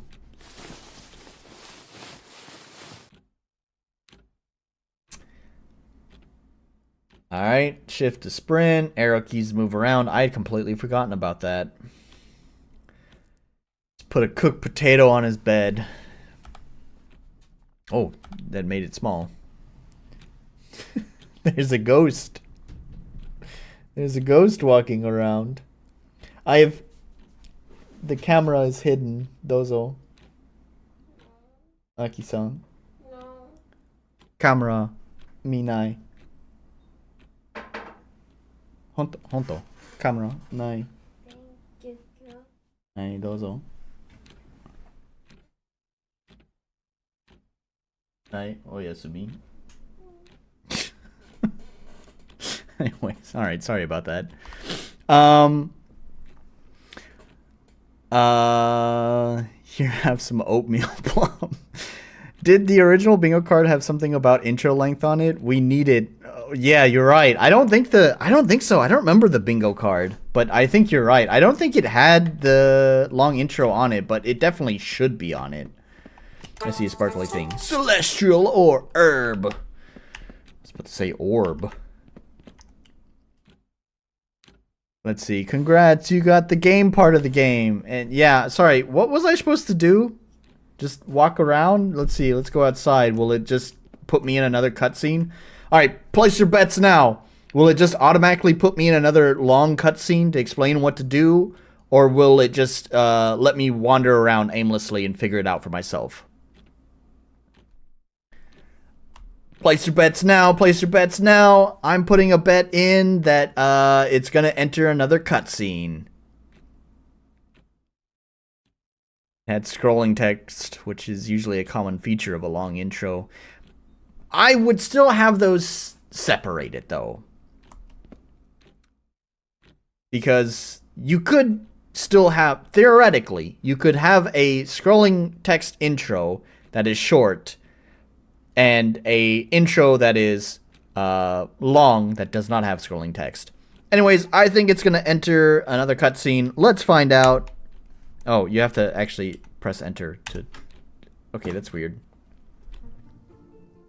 I was right. Is it going to be long, though? So, we'll continue the betting. Is it just going to be like a go here, you know, done in maybe like 3 or 4 text boxes? Or is it going to be another long-winded cutscene? Let's find out. You have to talk about how to open the door for a few minutes. I'm also getting a feeling that this is not going to be a simple 3 or 4 message box. Here's what you should do, and that's it. I have a feeling this is going to be more. So you're finally ready. Still getting my bearings. You'll be fine. I need all the help I can get to finish today's work. This may be new to you, but in each town, people post requests. People like us get them done. Wait, what requests? Oh, you know, small-time jobs. You've been in bed for a long time, so I figured doing some legwork might be helpful for you. Oh, so you mean quests. I've heard of those. Quests. So you like adventures, huh? So you're an adventurer. I used to be an adventurer too, until I took a long intro to the face. Now I can't even really see anymore. Can't even play RPGs. Have no interest in adventures, cause holy shit, people won't stop talking. I just walked outside. I need to tell my whole life story to 5 different people. Sorry to burst your bubble, but it's not how it works here. Sorry to burst your bubble, but it's not how it works here. I don't think that's correct. It should be, that's not how it works here. So what do we do? First we... Rolly! Are we in that part already where Troy and Rolly are making out, or can I go back to sleep?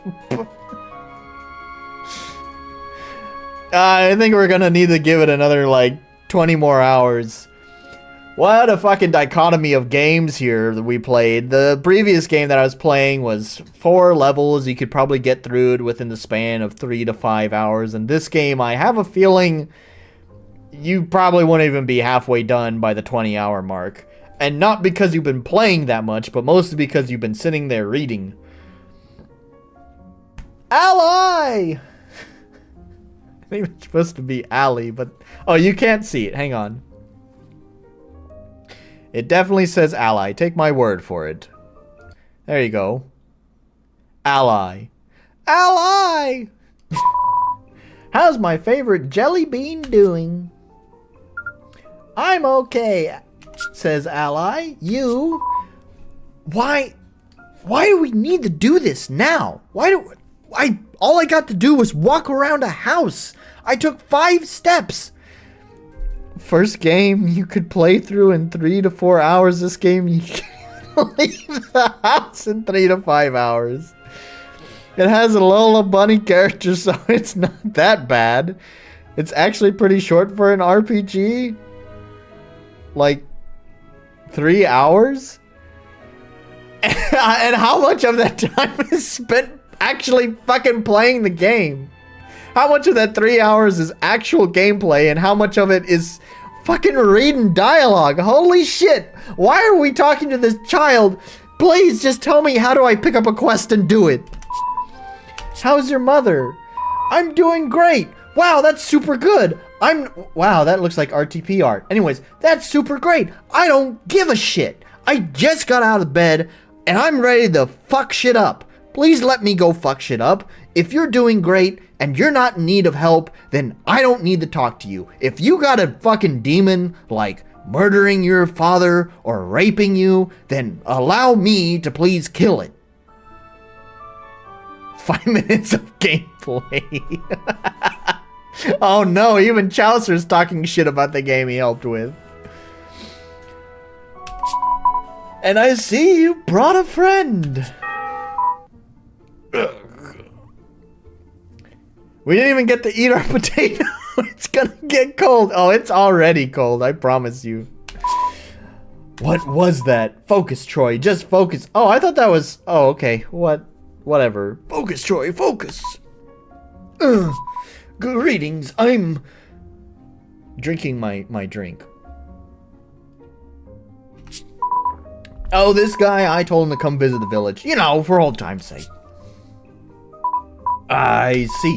Well, I certainly hope you enjoy your stay. It's quite nice around here.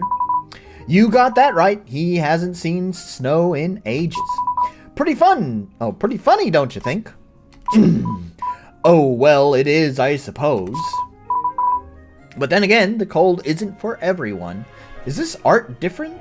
This art doesn't look like the other art. Can I see both busts on screen at a time? Take care of him, will you?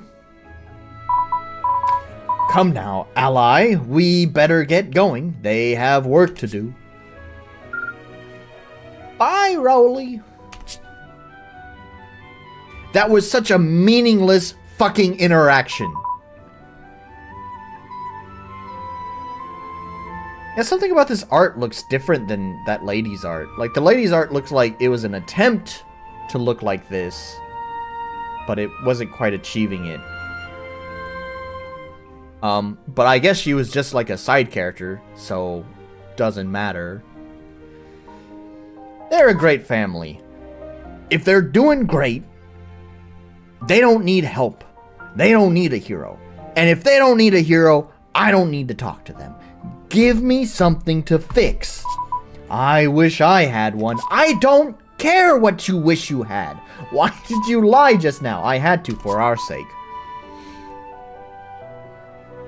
Mostly mine, by the way, and besides, it's best to leave kids out of this. That makes sense. For a minute here, I thought you had a daughter. Why? Way to ruin the mood for your... How does that ruin the... I don't care. For your information, I'm still not ready to have kids. I don't give a shit. Well, we've got work to do. Those requests won't do themselves. Agreed. Yes, I agree. No. What do you mean, what was that? That sharp sting. It feels... I don't give a shit, Troy. Shut the fuck up. Thank you. Okay, anyways. Equipping gear. Weapon slots. In the status menu, you can equip yourself with a variety of gears. Why are you telling me this now? Why are you telling me this now? Why are you telling me this now? Aside from that, you also have the ability to equip 3 weapons at once. You can cycle between weapons by pressing the A, S, and D keys. Each key is tied to a specific weapon slot. Each weapon has a unique skill, while weapons like staffs have a designated skill of their own. Using a skill... I'm not even in combat! Why are you teaching me this right now? And thus you must use your skill wisely in the heat of battle. Please teach me that when I am in the heat of battle. Okay. Let's get caught up on chat here. Weird shift in style, by the way. At first they had both busts. Now they just show the person talking. And this whole section was meaningless. Goddamn, let the player play the damn game. Yeah, the hair shading is pretty different for sure. I'd have to see. It's meant to introduce the characters. They have a purpose later. That kid's life is going to be ruined, and you have to adopt him later. Correction, he can't. I hate the stupid heart. He can't have bunnies. Pro tip, using a skill will use a skill. Wow, thanks. Yeah, Chaucer, I get it. The purpose is to introduce the characters, but there's such thing as pacing. Pacing is kind of important. You don't just front load all the information and then you give them a little bit of gameplay. Like, I don't know. Like, from my experience so far, first of all, there's a lot of dialogue that I feel like is totally meaningless, or it could be conveyed in a lot less words. And I think that's pretty important. The more you're sitting here just reading text box, like, just let's speed it up. If you have a lot of things to introduce, then let's not sit here and waffle. If those characters are important, great. We can introduce that they are a happy family so that later on in the story, when, you know, that orc comes and sticks his fat green wiener inside the mother, we know that that was a devastating tragedy, because now she's gonna go marry that orc and totally wreck the home because the father didn't have a large enough penis. I get it. That we could feel the devastation because we've established of what a great family they were before that orc wrecked the home. But so much of that was so meaningless. It doesn't feel very purposeful to the player now. Let's just establish that they are a great family, and then maybe one of those quests that we're gonna take might involve the family a little bit. Maybe, oh, the mother needs little daughter to step outside for a little bit. So, you know, she doesn't want to know. She doesn't want the family to know that she's secretly seeing the orc that she loves because of his giant cock. So she wants you to take the child out and maybe go out with the father as well. I got everyone's attention with that one. Yeah, all of you had me on the other screen.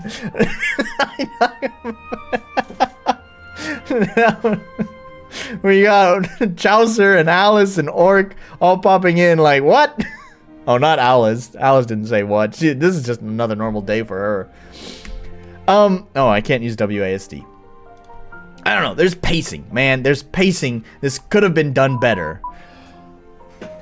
What? What do you want? I took 5 steps. Oh, you don't want me to go that way? Why? Why can't I just explore my own game?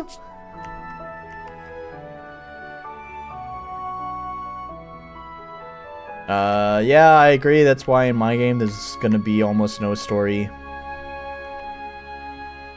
Giant orc cock is just another day for Alice, I see. And knowing that I call you Mr. Orc, what, Alice, what's going on between you and Orc? But then it turns out the new Orc daddy brought home more bacon and everyone loved him.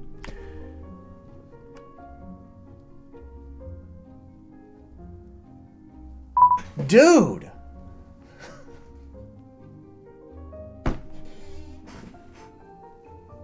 You've got to be kidding me. This fucking game. Holy nutsack, man. It's a joke now. It's becoming parody at this point. Like, fucking 5-minute lore dump and a black screen.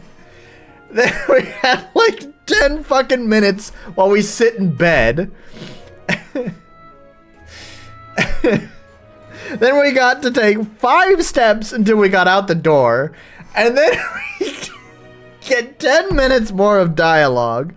Then when you finally think you're free, they prevent you from exploring the town at all. You have no free will here. You get to take 5 more steps to enter another fucking cutscene. Oh my fucking god with this game. Just let me play. Okay. And we're still reading. I wasn't aware we were reading books today. Apparently we are.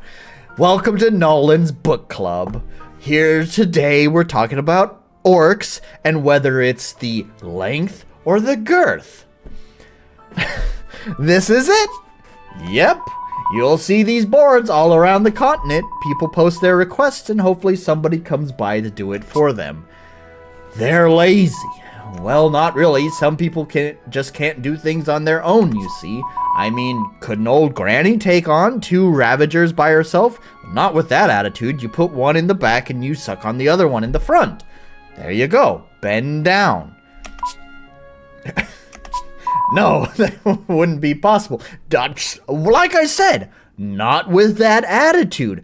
Also, you have 2 holds in the rear, so you could also take on 2 men that way too. I've heard that's a little bit painful, but when they're older, you know, things are a little bit looser. My thoughts exactly. There we go. Someone's finally agreeing with me. So double penetration it is.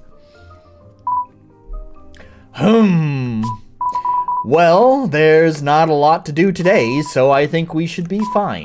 So then, ready to get to work? Lead the way. Yes, please. Roland, join the party. Quest boards are found. This is a good time to tell me about quest boards. I don't know why you were telling me about combat when we were not anywhere near combat. Quest boards are found in certain towns and cities. You may even find them in random areas all around the game. You may interact with it by pressing enter. Once you have entered the quest board screen, you'll see these quests that are posted by the inhabitants of the area you are in. This means you may not find their quest when you interact with another quest board in a different area. Yes, that's what that means. If you see an NPC with this tiny yellow bubble above them, then they have a quest for you. They might give you special rewards if you fulfill their needs. We talk to a random kid, then have a combat tutorial. It's both, I can confirm. Veins help too, I've been told. Granny versus the Ravagers 18+. What is this stream? Let's go to the big general. Make that floating sign. Chaucer, did you make that?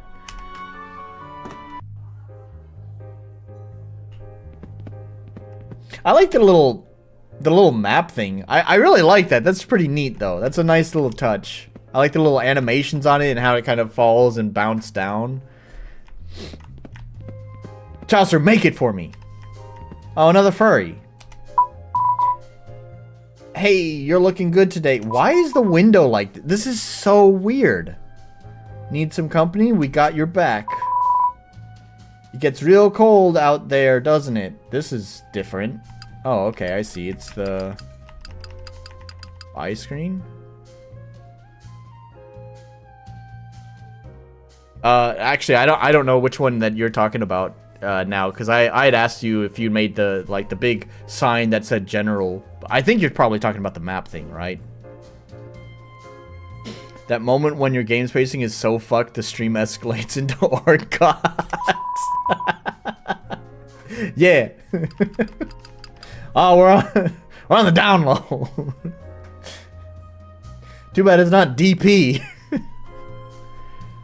Earl Grey tea. Isn't that a copyrighted name? Can you use that? Earl Grey is it because they have the A there that it's not copyright? Because Earl Grey is British, right? So it should be using E. Hang on. Yeah, here's the Google Sheets. Yeah, we're not doing game grades today because it's not in. Oh, hey, it's there. Anyways, we're not doing game grades today. I made a code for the event pop-ups. 2. A potion name, potion. Earl Grey. Oh, I put Earl Gay. Earl Gay.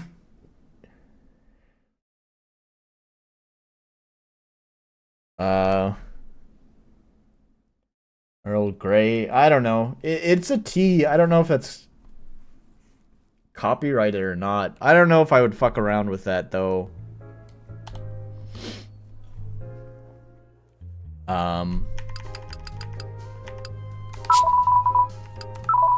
Anyways, nice seeing you, man. I don't know. Probably should have bought something, but it's fine. Earl Grey Steamboat. Really? Kind of weird how the style shifts so much. We have art and windows that are very pretty and painted, and then some of them... Yeah. I really don't like that look. The, like, really, like, 8-bit style. First of all, it just clashes with the rest of the look of the game, number one. And I just find them really ugly. So it's such a weird choice. I have weird frame pacing issues, too. When I scroll right. I think this is just a pixie thing. Honestly, Chaucer, I've wanted to talk to you about this because I have something similar to this in my game. I don't know how you would fix this, but there's like weird... I don't know if it's like pixel rounding stuff, but I don't know. Like the scrolling is just like very tiny micro stutters. Not perfectly smooth scrolling. Doesn't go with each other. Yeah. So let's pick up a quest. I want to kill quest. Can I pick up more than one? Yes, I can. Then fuck it. We're picking up all of them. Is there any reason to not pick up all of them? Oh, there's a smooth camera thing. I just noticed that. Kind of nice, I guess. I've seen a lot of RPG makers use like a smooth camera scroll, and they usually exaggerate it like way too much. This is like pretty subtle, and I would much more prefer like this subtle kind of little smoothing.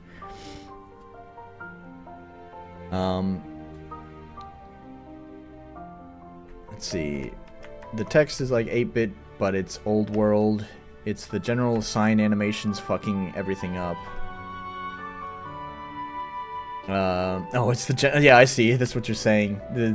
This Chaucer's floating event pop-ups, fucking with the frame pacing issues. Chaucer can't optimize the shit worth a damn. They're not capitalized. Was it the quests that were not capitalized? What are you talking about that's not capitalized?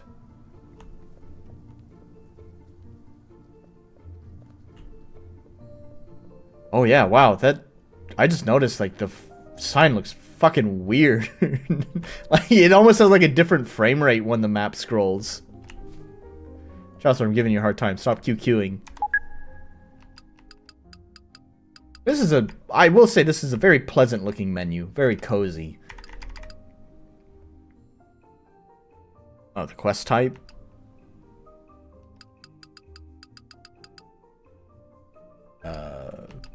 Sphere grid? What is this? Final Fantasy X? Oh my god, it is.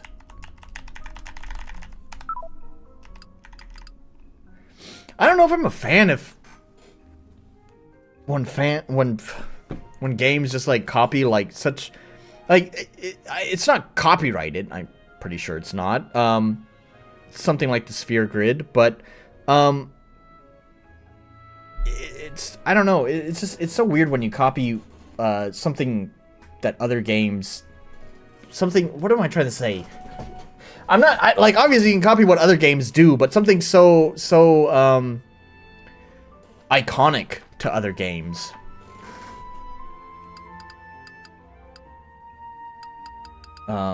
Just out of curiosity, are there... No, I didn't think so. Sometimes you have like those new options that just pop up. Menus look really good though. Yeah, I did the last iteration of most of the menus. Well, nice job, Chaucer. These look really nice. I'd love to have menus like these in my game. I see they don't have the fix for the game time thing because it's clearly going too fast. Yep, that's sphere grid. We will talk about for 20 minutes later. Sphere grid included. Oh dear. I'm sure that was a hell of an undertaking. You know, my menu's not too complicated. Oh, but there are all the sub-menus. I don't know. I don't need pretty menus in my game. As much as I'd like them, I don't need them. The RPG Maker menus with Yawnfly stuff generally get the job done without being intrusive. I got nothing.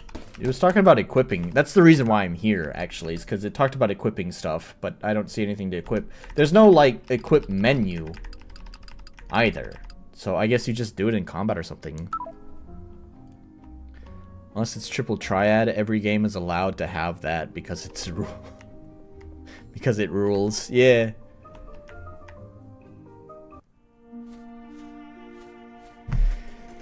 Cool, we picked up the quests and then we do more talking. Oh, I forgot to tell you. Why? How did you forget to tell me anything when we have been talking for like, according to the game time, which granted is running fast, it's been like 2 hours. What?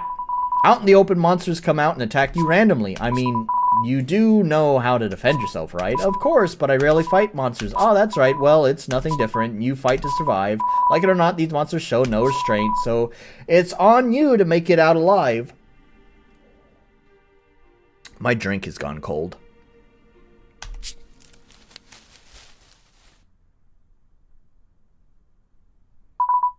Did you hear that? I did, but let's not bother it. It's probably just passing by. I don't think so.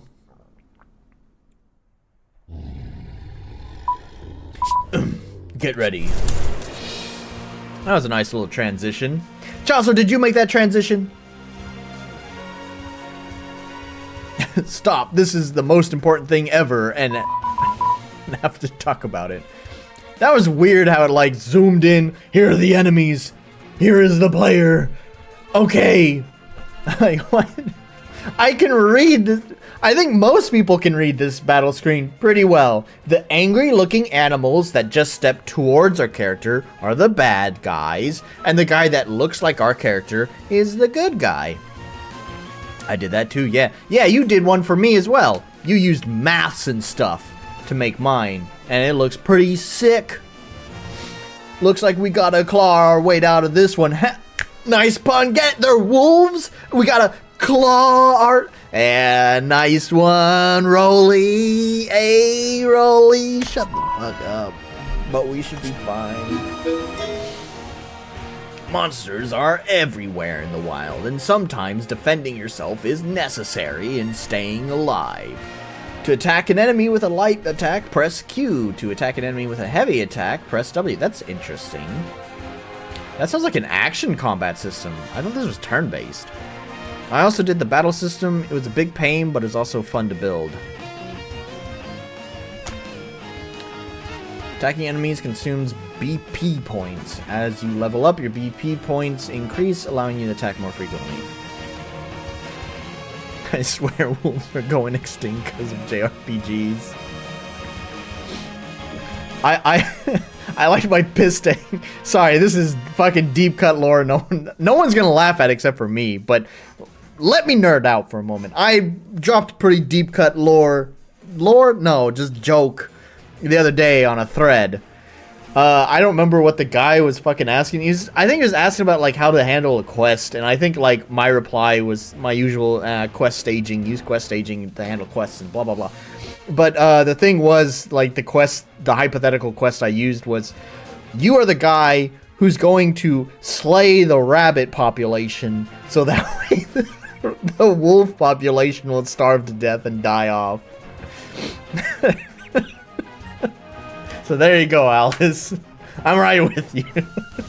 That's how to end this wolf problem for sure. Certain weapons, like shields, enable you to defend yourself by pressing the Q button. This will reduce incoming damage significantly. Your health bar is important, so keep an eye on it. If it reaches 0, you'll die. Wow, no way. If you do indeed die, you have approximately 10 seconds to revive yourself. Failing to do so results in a game over, and you will have to reload from your last save. Oh god, I forgot to save. I hope this is just like a tutorial fight.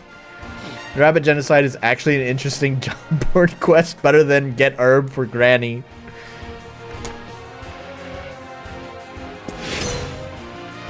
Oh, what? Oh, right. It's not WASD. Well, shit. Well, fuck it. Take my rifle, asshole. How do I change target? Hey, need an assist? Just say the word and I'll show them how it's done. You can do this by pressing the assist button. Get it? Hey, well, I'm sure you'll figure it out. Need help? Guest party members can come to your aid in battle. This is done by pressing the assist button. Bear in mind that there is a cooldown after each assist. That's neat. How do I change targets? Because I am targeting the eliminated one. It's Friday night. Granny needs that herb. That's how she handles. That's how she handles double penetration. She needs to get that herb first. Okay, so the other one just disappeared. I never figured out how to change target. Is it not space? Not Z. We have E there. Oh no, okay, that's a skill. That was some animation. That was wacky. Can we see that again?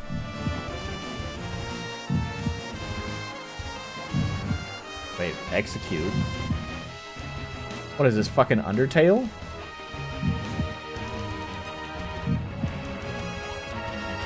I guess so.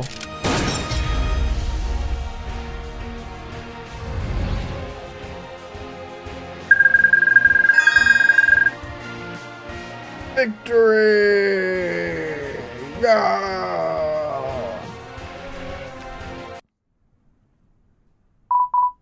Let's not do that again.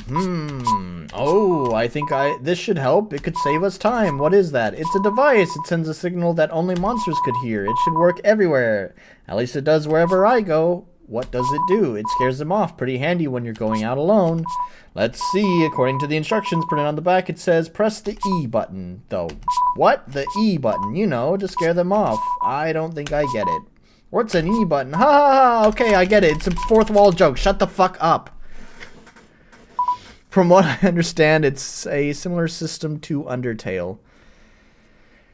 Yeah, it started off with the meta thing, huh? I'm kind of glad I started moving away from this in my own game. Because, I don't know, I'm starting to find it pretty trite. It's been kind of done to death. Battle system looks pretty cool too. Nice job, Chaucer. Yeah, Chaucer knows what the fuck he's doing. That's why we call him the Wizard. Never played Undertale, but yeah, I didn't play Bravely Default either, but that's what I've been told the battle system is like. What the fuck is an E button? That's where the joke should have ended, by the way. I've seen other games play that before. I feel like there's been probably all the way back on the Nintendo 64 that I think there's this sounds like something Banjo-Kazooie would do. Like there'd be a tutorial like press the B button and Banjo would be like, what's the B button? And Kazooie would be like, I don't know, that sounds like something that some nerds would fucking play, right? Right? So, anyways, that's all it needs to be. It's like, that's the joke. 2 lines. Haha, okay, let's move on. You broke the fourth wall, we get it. Anyways, okay. Okay. The dot. Sorry, I know you guys can't see, but every time I've done the it's just dot. They do this so much. That was some good Banjo impression. Thanks. The E. Oh my god, are they still going on about it? The E button. Tired of always fighting monsters? Well, never fear. The encounter rate adjustment tool is here. Press the E to adjust the rate at which monsters will fight you. Kazooie impression now .2. I'm glad to know that's an impression I can do. That's why there's no key refig, because of the battle system. You're probably right about that, although it's not impossible, right, Chaucer? You definitely could actually set those keys to be rebindable. But I'm sure that probably would have cost extra, and I totally get that, actually. Yeah, hate our combat. I was just about to actually give some commentary on that exact thing. Hate our combat system? Never fear, just skip it instead of refunding the game. At this point, you can't refund the game. You can't. You've been sitting in too much fucking dialogue to refund the game. You're stuck with this shit now. But yeah, yeah, right there. It would have been possible. It would have been possible to add rebindable keys for all of this. So I don't know if he avoided it because he just didn't think it was important, or if he avoided it because it would have bloated the cost of developing, because Chaucer's not cheap. His time is valuable. So I don't know what the reason is, but I'm pretty disappointed that they didn't do it. It's not the first time I've seen that either, actually. I've had someone in the past. I had played their game. To be fair, it was a game jam game. So, but they said because of the crunch time and because of how their combat system was built, that they just didn't have time to make it rebindable. Everything is possible, it's just effort, and we don't do that here. They've clearly put in a lot of effort. That's not true. I would honestly probably, considering how much money they've put into all the custom work in this game, I would probably say it's not even a matter of money. It was probably just a matter of not thinking it's important. Especially considering how, like, it seems like this is my fucking legacy. Rebindable keys was hardly a discussion in the RPG Maker community until I started bitching about it too much. That is my legacy. The man who bitched about rebindable keys. Can't wait until they make a movie 20 years after my death. The man who bitched about rebindable keys. That was the first fight, and it was like tired of battles. Wow, wasn't that awful? Why don't you turn it off? Yeah, I think it was a time constraint thing for a lot of this. Who? Who is he constrained to? He doesn't have a publisher. I don't know, man. I know you, like, I try to keep myself, you know, I try to give myself time limits on things, right? I don't want to be stuck in dev hell forever. So I understand. People put time constraints on themselves, even when there's no one to answer to. But it's like, if you realize something that might take a month more to implement, that would greatly improve the game, it's like, you don't have to answer to a publisher or investors or anything. Just fucking do it, right? I think if the intro was shorter, I'd be so much more down to keep playing, but it was a slog to even get to the first battle, and now we're squarely into the tutorial zone, which is even more time. Yes. Yeah, I don't know. I don't think anything needs to be said. I'm not a fan of these systems where it's just like you can turn off the encounter rate. I'm not a fan because of everything that we've already said. It's like, oh, you can just fuck it. Just skip the fucking game. I think things like repels that you have in Pokemon are the best answer for this. Like, make it an item, put it diegetically in the game. This is an item that you will get in the game that the player will need to spend money on. They also need to go out of their way to buy it, which just the inconvenience of having to go to a store to pick it up may already prevent them from wanting to use it.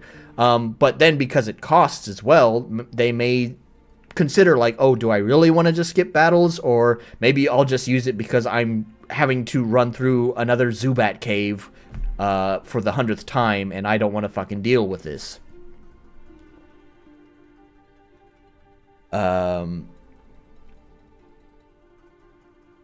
Let's see. Chaucer said he had been working on the game for a long time, so he was just trying to get it done, and my time was running short as well, so we were just trying to get it finished towards the end. Okay, fair enough. That makes sense. Wrath says, my time is limited. My time limit is my attention span. I gotta finish things before moving on to something else. I do love this map name drop down. It's so cute. Yeah, Chaucer did good work, and I'm sure he didn't do the art, so whoever did the art also, good job there. You might need the XP so you can fight bosses. Oh, right. It's random encounters. Oops. Oh, is it gonna do this every time? No, don't do this every time. Why does this game just want to waste your fucking time? I don't know if I like this weird fucking, like, flinging the gun around animation.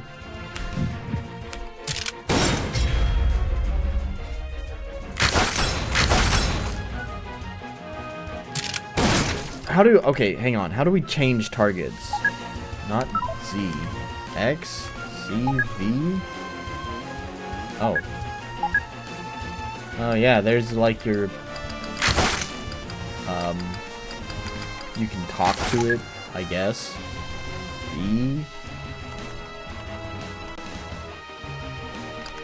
How do you change targets?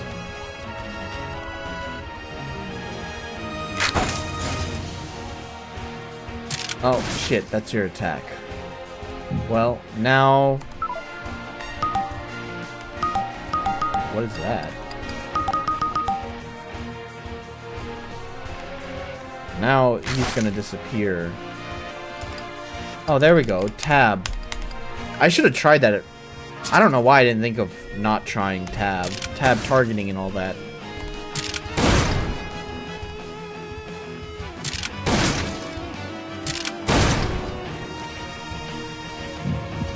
Yeah, murder him.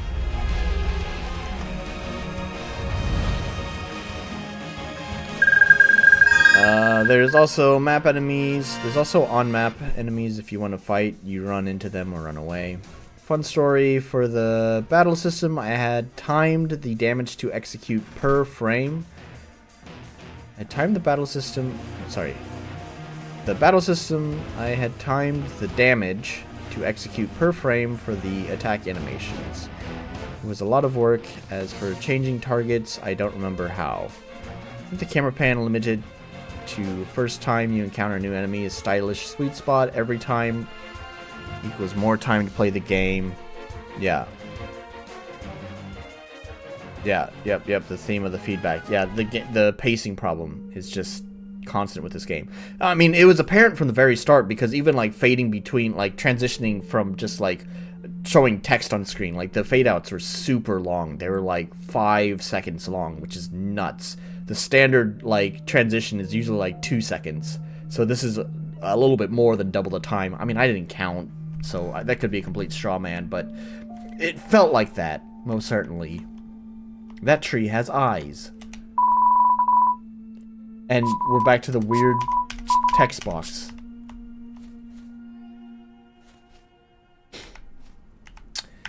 Yeah, if you wanted to do the camera pan thing, as you're saying, Meg, I definitely think if he's gonna do it, doing it the first time you encounter a new enemy is the sweet spot there. Personally, if it was my own game, I probably wouldn't do it at all, because it's just the biggest problem with JRPG combat is how slow it is. And the main thing I want, if I'm making my game, is to make sure that combat can move as quickly as possible without making it completely bland, because obviously if you get rid of animations, that, like, if you get rid of every attack animation and it's just numbers popping up, that's it. That's kind of boring, but still, I make sure that the animations are quick, and I don't just Get rid of all the unnecessary shit. Make it happen. Also, more text. Yeah. I'm gonna start skipping through this. I don't give a shit about the story. Oh, what is this? It's an obelisk. What's an obelisk? Good question. Wow, you don't know? Would you just tell me? Thank you. Why were there like 5 message boxes before they finally just told me? I said, what's an obelisk? Or the character said, what's an obelisk? And then there are 5 fucking message boxes that didn't answer that question, but instead had to say, wow, you didn't know? Really? I can't believe you didn't know that. What are you, a fucking dummy? Like, just fucking say it, man. Do it quicker, too. The main thing Nolan wants is to get the player to Caldera. That's right. Get to Caldera and suffer. I want to see you rage, motherfucker. It's fast travel. Look at how easy that was for Chaucer to say that. Wow. Why were there 3 boxes there that explain it's a fast travel system? Okay, anyways, we're done with this. We're done with this. I want to see more of the game. I don't want to see another fucking message box. It's a boss? Maybe? It's a scary dude. Let's do the weird, ugly, wacky... You're more valuable to me alive than dead. I think running away is the best option for now, don't you think? It never hurts to run away from battle. Try holding down the escape button until the white gauge below you fills up completely. Alright, I guess we'll just run away. Oh, and don't bother trying to fight that thing at your level. You wouldn't stand a chance. Alright, sure. I'll follow your orders.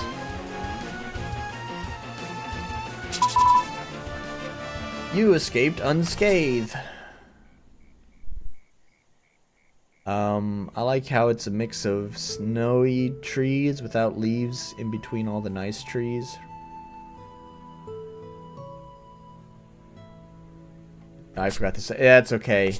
I don't think I'm gonna be playing more of this game after this stream. And I'm probably going to be stopping soon. I have fatigue from all the message boxes. This is the thing. Gamer fatigue. Doing the thing fatigue is real. If you're always fighting, you start feeling fatigued from always fighting. If you're always reading, you start feeling fatigued from always reading. It just creates quick points. It creates points where you're just like, I'm done with this.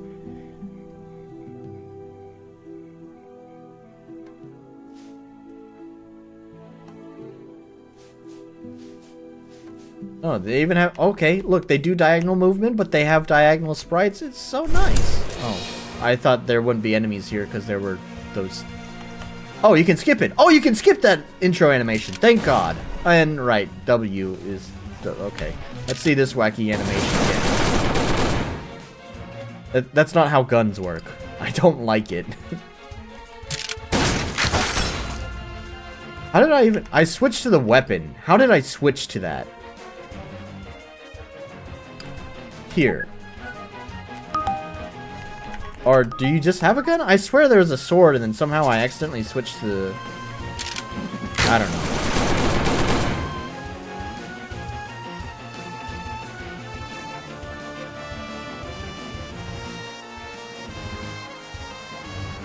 Yeah, I know you can't. It's because my camera's in the way. I'm pretty aware of that. I don't feel like moving my layout. It's a button for each weapon. I don't feel like figuring it out. ASD? Alright, I'll try. That sounds about right, because that would be just below QWE, which are your skills. Yeah, I thought we had a sword at one point. I guess I can't go this way? Give me another battle. I want to try switching. There we go. There we go. Yep, you're right, Chaucer. Alright, let's try.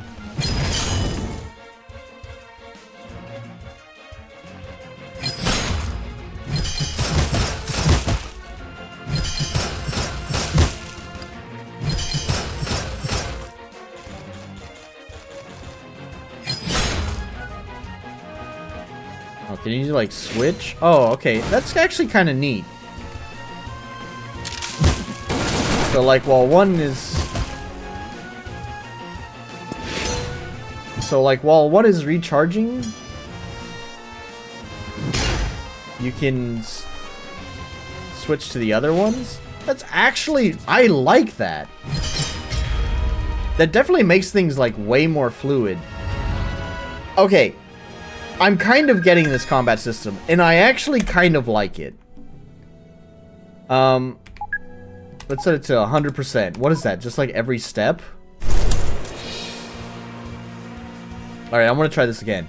So I like that you can quickly switch targets with tab. That's pretty neat.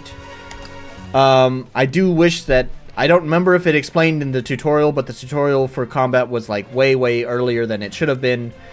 But anyways, now that I figured that out, tab is pretty easy to hit to switch targets. And then you have your skills just hotkeyed right here. And then while that's recharging, you can switch to another weapon and use another skill. Right? It's just... it flows so seamlessly. Although I don't know what any of these skills do. Sure, we're gonna murder him.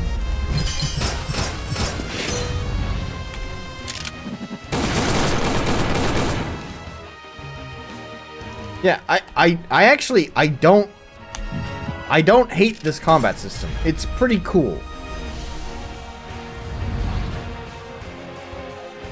Yeah, it's smooth. Love the combat system. You change weapons just like Undertale. Just like Undertale. I don't think you can do that in Undertale. Oh, was that a quest? It's not, I mean, I guess it's kind of a lot. You have tab to switch targets, QWE for your skills, and then ASD for your weapons. That could probably be simplified down to... See, right now it's 7 keys. You could probably easily simplify that down to 5 keys. You'd have still keep your tab targeting. Then QWE for your skills, and then just have like one button, like let's say S, and then S would just cycle through your weapons. So you just keep tapping S to switch through them. When it's only 3 weapons, I don't think it's a big deal to just cycle through like that. Ever said this is like Undertale battle system? What the fuck? I don't think, I think they're talking about like the spare or kill system, which is kind of like Undertale. Alright, the combat is cool. Here's the thing, right? This game, I think, could have done a lot better job selling itself. It ruins itself with the pacing. I really think one of the biggest problems with this game is the just horrendous pacing. The main selling point I think this game has is that cool fucking combat system. So what I would have done if this was my game, I would make sure the player gets to that combat system ASAP. Like, I don't know, the guy is fucking wakes up in a bed, right? Why not just start the game with combat and make it a dream sequence? Show the players why this game is interesting. I think it's more like Bravely Default, just the spare system is like Undertale.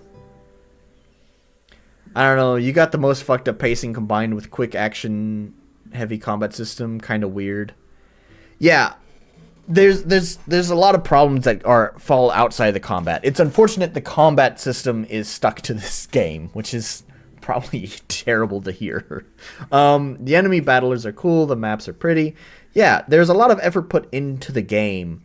So it's just unfortunate that the pacing problem is just, it runs so deep in this game that I really think it does a lot of harm to it.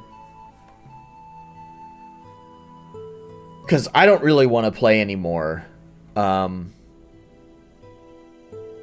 It's a cool combat system, and I do wish I could see how it expands in the future, but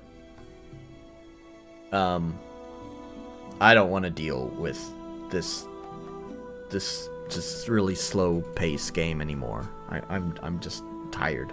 I'm tired of it. I'm fatigued from all the message boxes and the take 5 steps and talk, take 5 steps and talk, take 5 steps and talk.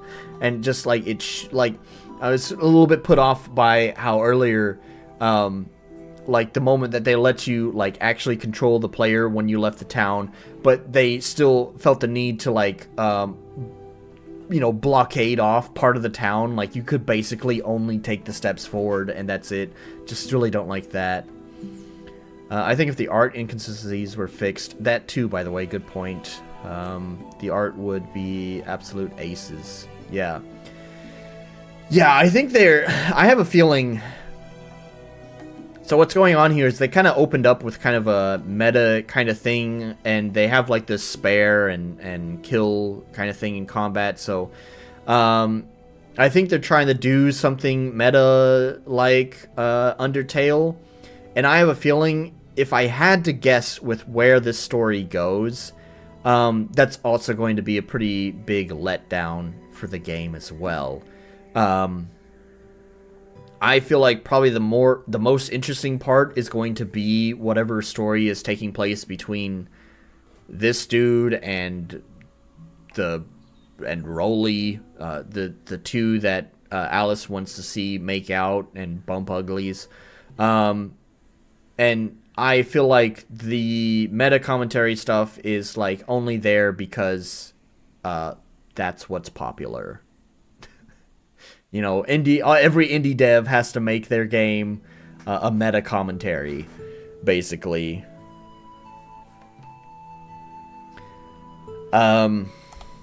Anyways, I'm done with this game. Hoo boy.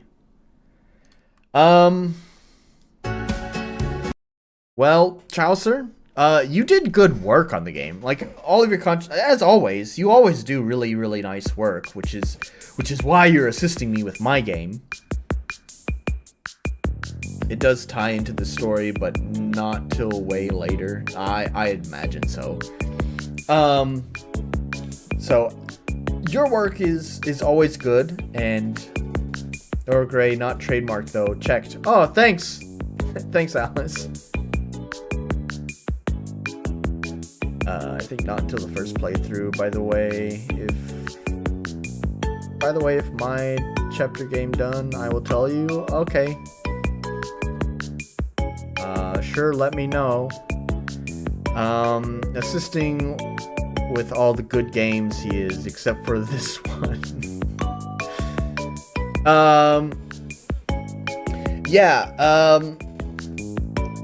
He's had his hands, he's assisted with quite a few games, because Chaucer had sent me links to all of them. I think the one thing is that most of them have been stuck in development hell and just never got released.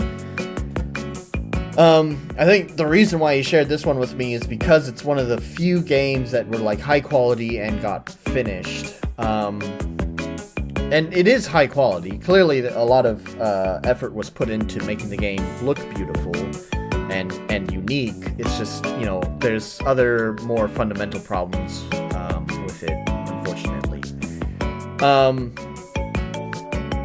Music's a little bit loud, sorry about that. Yeah, I don't know. Like I was saying, Chaucer's work is super great. You definitely put in a lot of work in that, and I'm glad to have you on the team. It's just too bad that the game was not great. It's fine, nobody has a perfect RM game. No, it's not even RM games. It's tough as an indie developer. Indie developers are always going to have to make a sacrifice somewhere. Something's not going to be perfect. Somewhere, something is going to be really ugly. And that's fine. But we should really, I don't know. We need to make an effort to try to put the ugliness in a less intrusive spot. Like, you know, like the ugly 8-bit random text box thing. Like, if that was there, but the pacing problem wasn't there, I think the game would be fine. That could be the spot where the ugliness of a low budget, small team indie game can show through. And that's totally fine. But this, unfortunately, the pacing problem is like front and center and something that the player has to deal with throughout the whole game, I imagine. It's one person wearing a bunch of hats and some of them don't fit. Yep, exactly. And so, yep, that's why you wind up with that occasional ugly spot in the small games. Like, I'm not going to sit here and tell you that despite all the money I'm throwing at my own game that it's going to be totally flawless and absolutely perfect. It's not. There's going to be spots that you're going to find that are really ugly. Orc, I'm sure, already knows one area that he thinks is really ugly in my game's design. Oh well.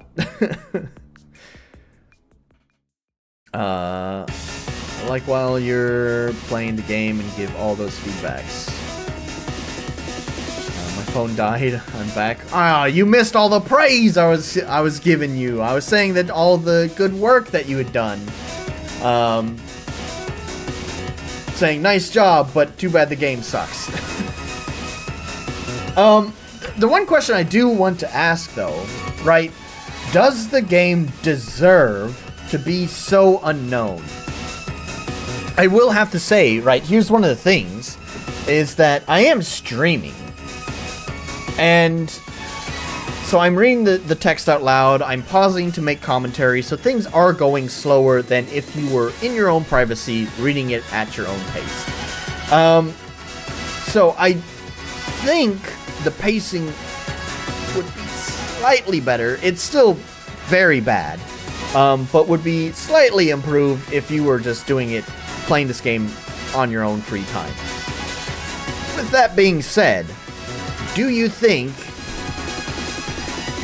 it deserves being so unrecognized? Yeah, I actually think it should have interested people. Right, yeah, I definitely think there's definitely a lot of people, I think, that are really into, like, all of this story and stuff. So I do think that there is an audience, and it's just unfortunate that this game couldn't find that audience. I don't think it deserves to be stuck at only 10 reviews. So I will say this, I have a lot of complaints about this game, but like, really, it's only 400 yen? What is that? That's like $3 basically. It's basically $3. If you have just $3 fucking dollars, buy the fucking game. Just buy it. Don't even play the demo. Forget the demo. $3 is all you gotta do. If you're gonna pick it up, forget the demo. Just spend the $3 fucking dollars. What is that? That's a fucking drink from Starbucks. Pick it up, give it a try, and leave a review on it. I may have not liked this game a lot, but there's potential in it. It deserves more recognition than it got. Hey, I'm a story kind of gal, but if you're a game, be a game. I want different things out of books and story-driven games. Yep.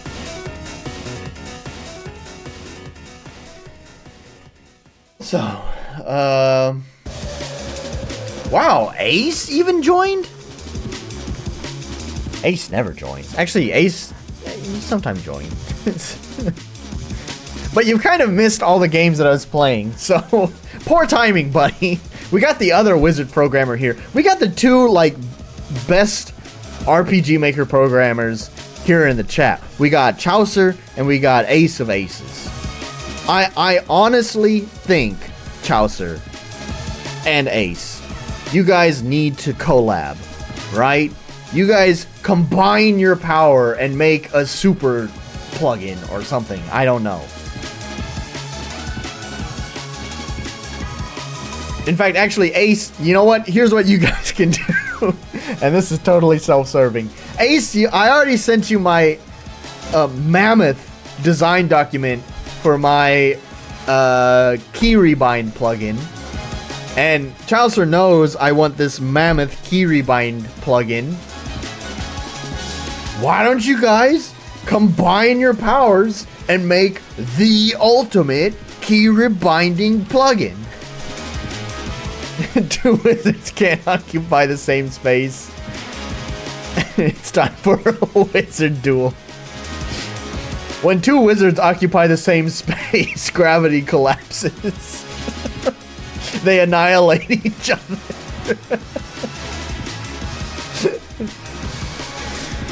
This town ain't big enough.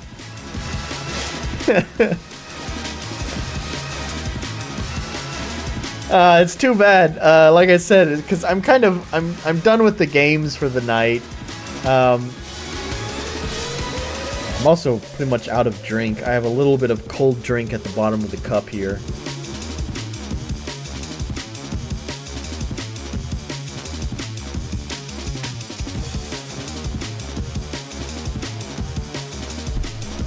Sleeperer, I hope you're saying that you agree that they should combine their powers and make the mammoth key rebind plugin. Do it. Do it. Everyone will thank you. Everyone will be like, yo, this key rebind plugin is sick. It's unnecessarily complex for our simple little JRPG games. Oh, hell yeah, you heard it here first. Looks like Chaucer's willing to collab with Ace. Both of you are in my Discord. Oh my god. Oh my god, I've played Cupid. I've played Cupid and I've match-made the two best wizards in the world. Oh my god, you guys, both of you are in my Discord. Just contact each other, send a DM, make a plan. Make something sick.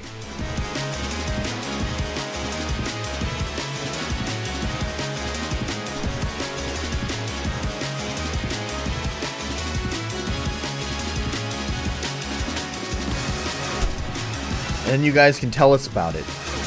And whatever it is, give me a free copy. Actually, I don't know. Depending on what it is, I'd probably, you know, if it's my mammoth keyboard plugin, I'd be willing to spend $20 because $20 is going to be a lot less than whatever it costs to commission that. Yes, it must be unnecessarily complex, like the UI elements must be in 4D space. I collabed with Nolan, keep up the good collab vibes. Yeah, that's right. Me and Meg, two music wizards, combined our powers to create one great song, as you know, Chaucer. Now it's your turn. We're passing on the collab vibes. Make it happen. make it the 4D key rebind menu.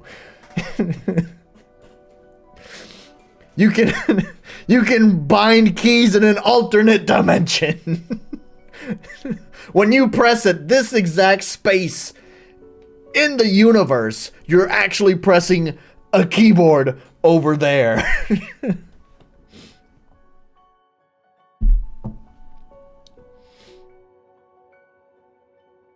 You can't see the trailer. I have the trailer going on. There's such nice art.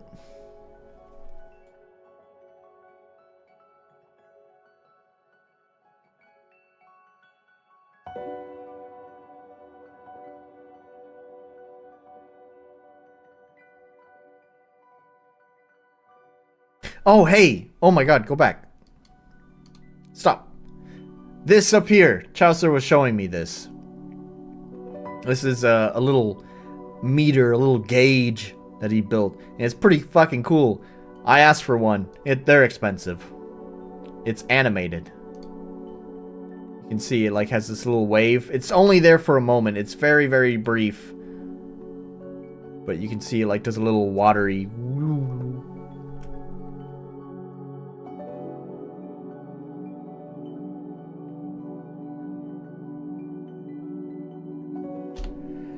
All right. Well, I hope Ace and Chaucer are gonna make plans together. Love to see whatever it is that they cook up. If I collab with someone, then they'll find out I'm a fraud. I just asked ChatGPT to write all my code. You're a fucking liar. Or if that is what you do, then somehow you know exactly how to prompt GPT to get something that works. Because I fucking have asked it to generate stuff, and all it puts out is fucking garbage. As we've dealt with on RPG Maker Web, a lot of people just posting garbage. That's all you can get at the output. I hope you guys, if you do collab, I hope you guys come up with something really fucking cool. I don't know what, but I'm sure Chaucer has plenty of ideas. I have an idea. I have an idea that you might be interested in.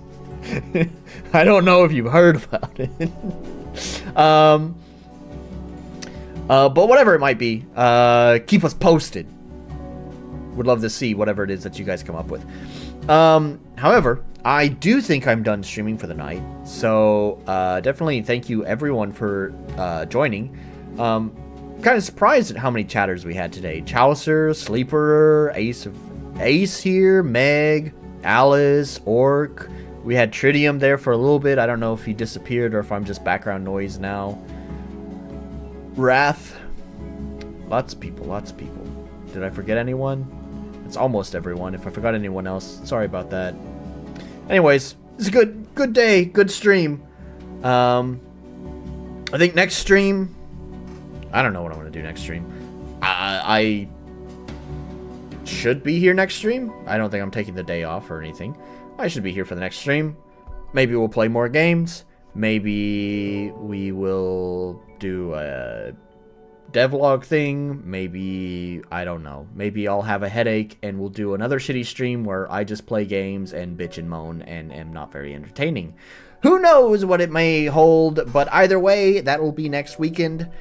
Thank you, everyone. Glad to see Tritium, you're still here, because I can say goodbye to you and everyone else. So, thank you so much for joining, and I guess I'll see you guys in the next one. Bye!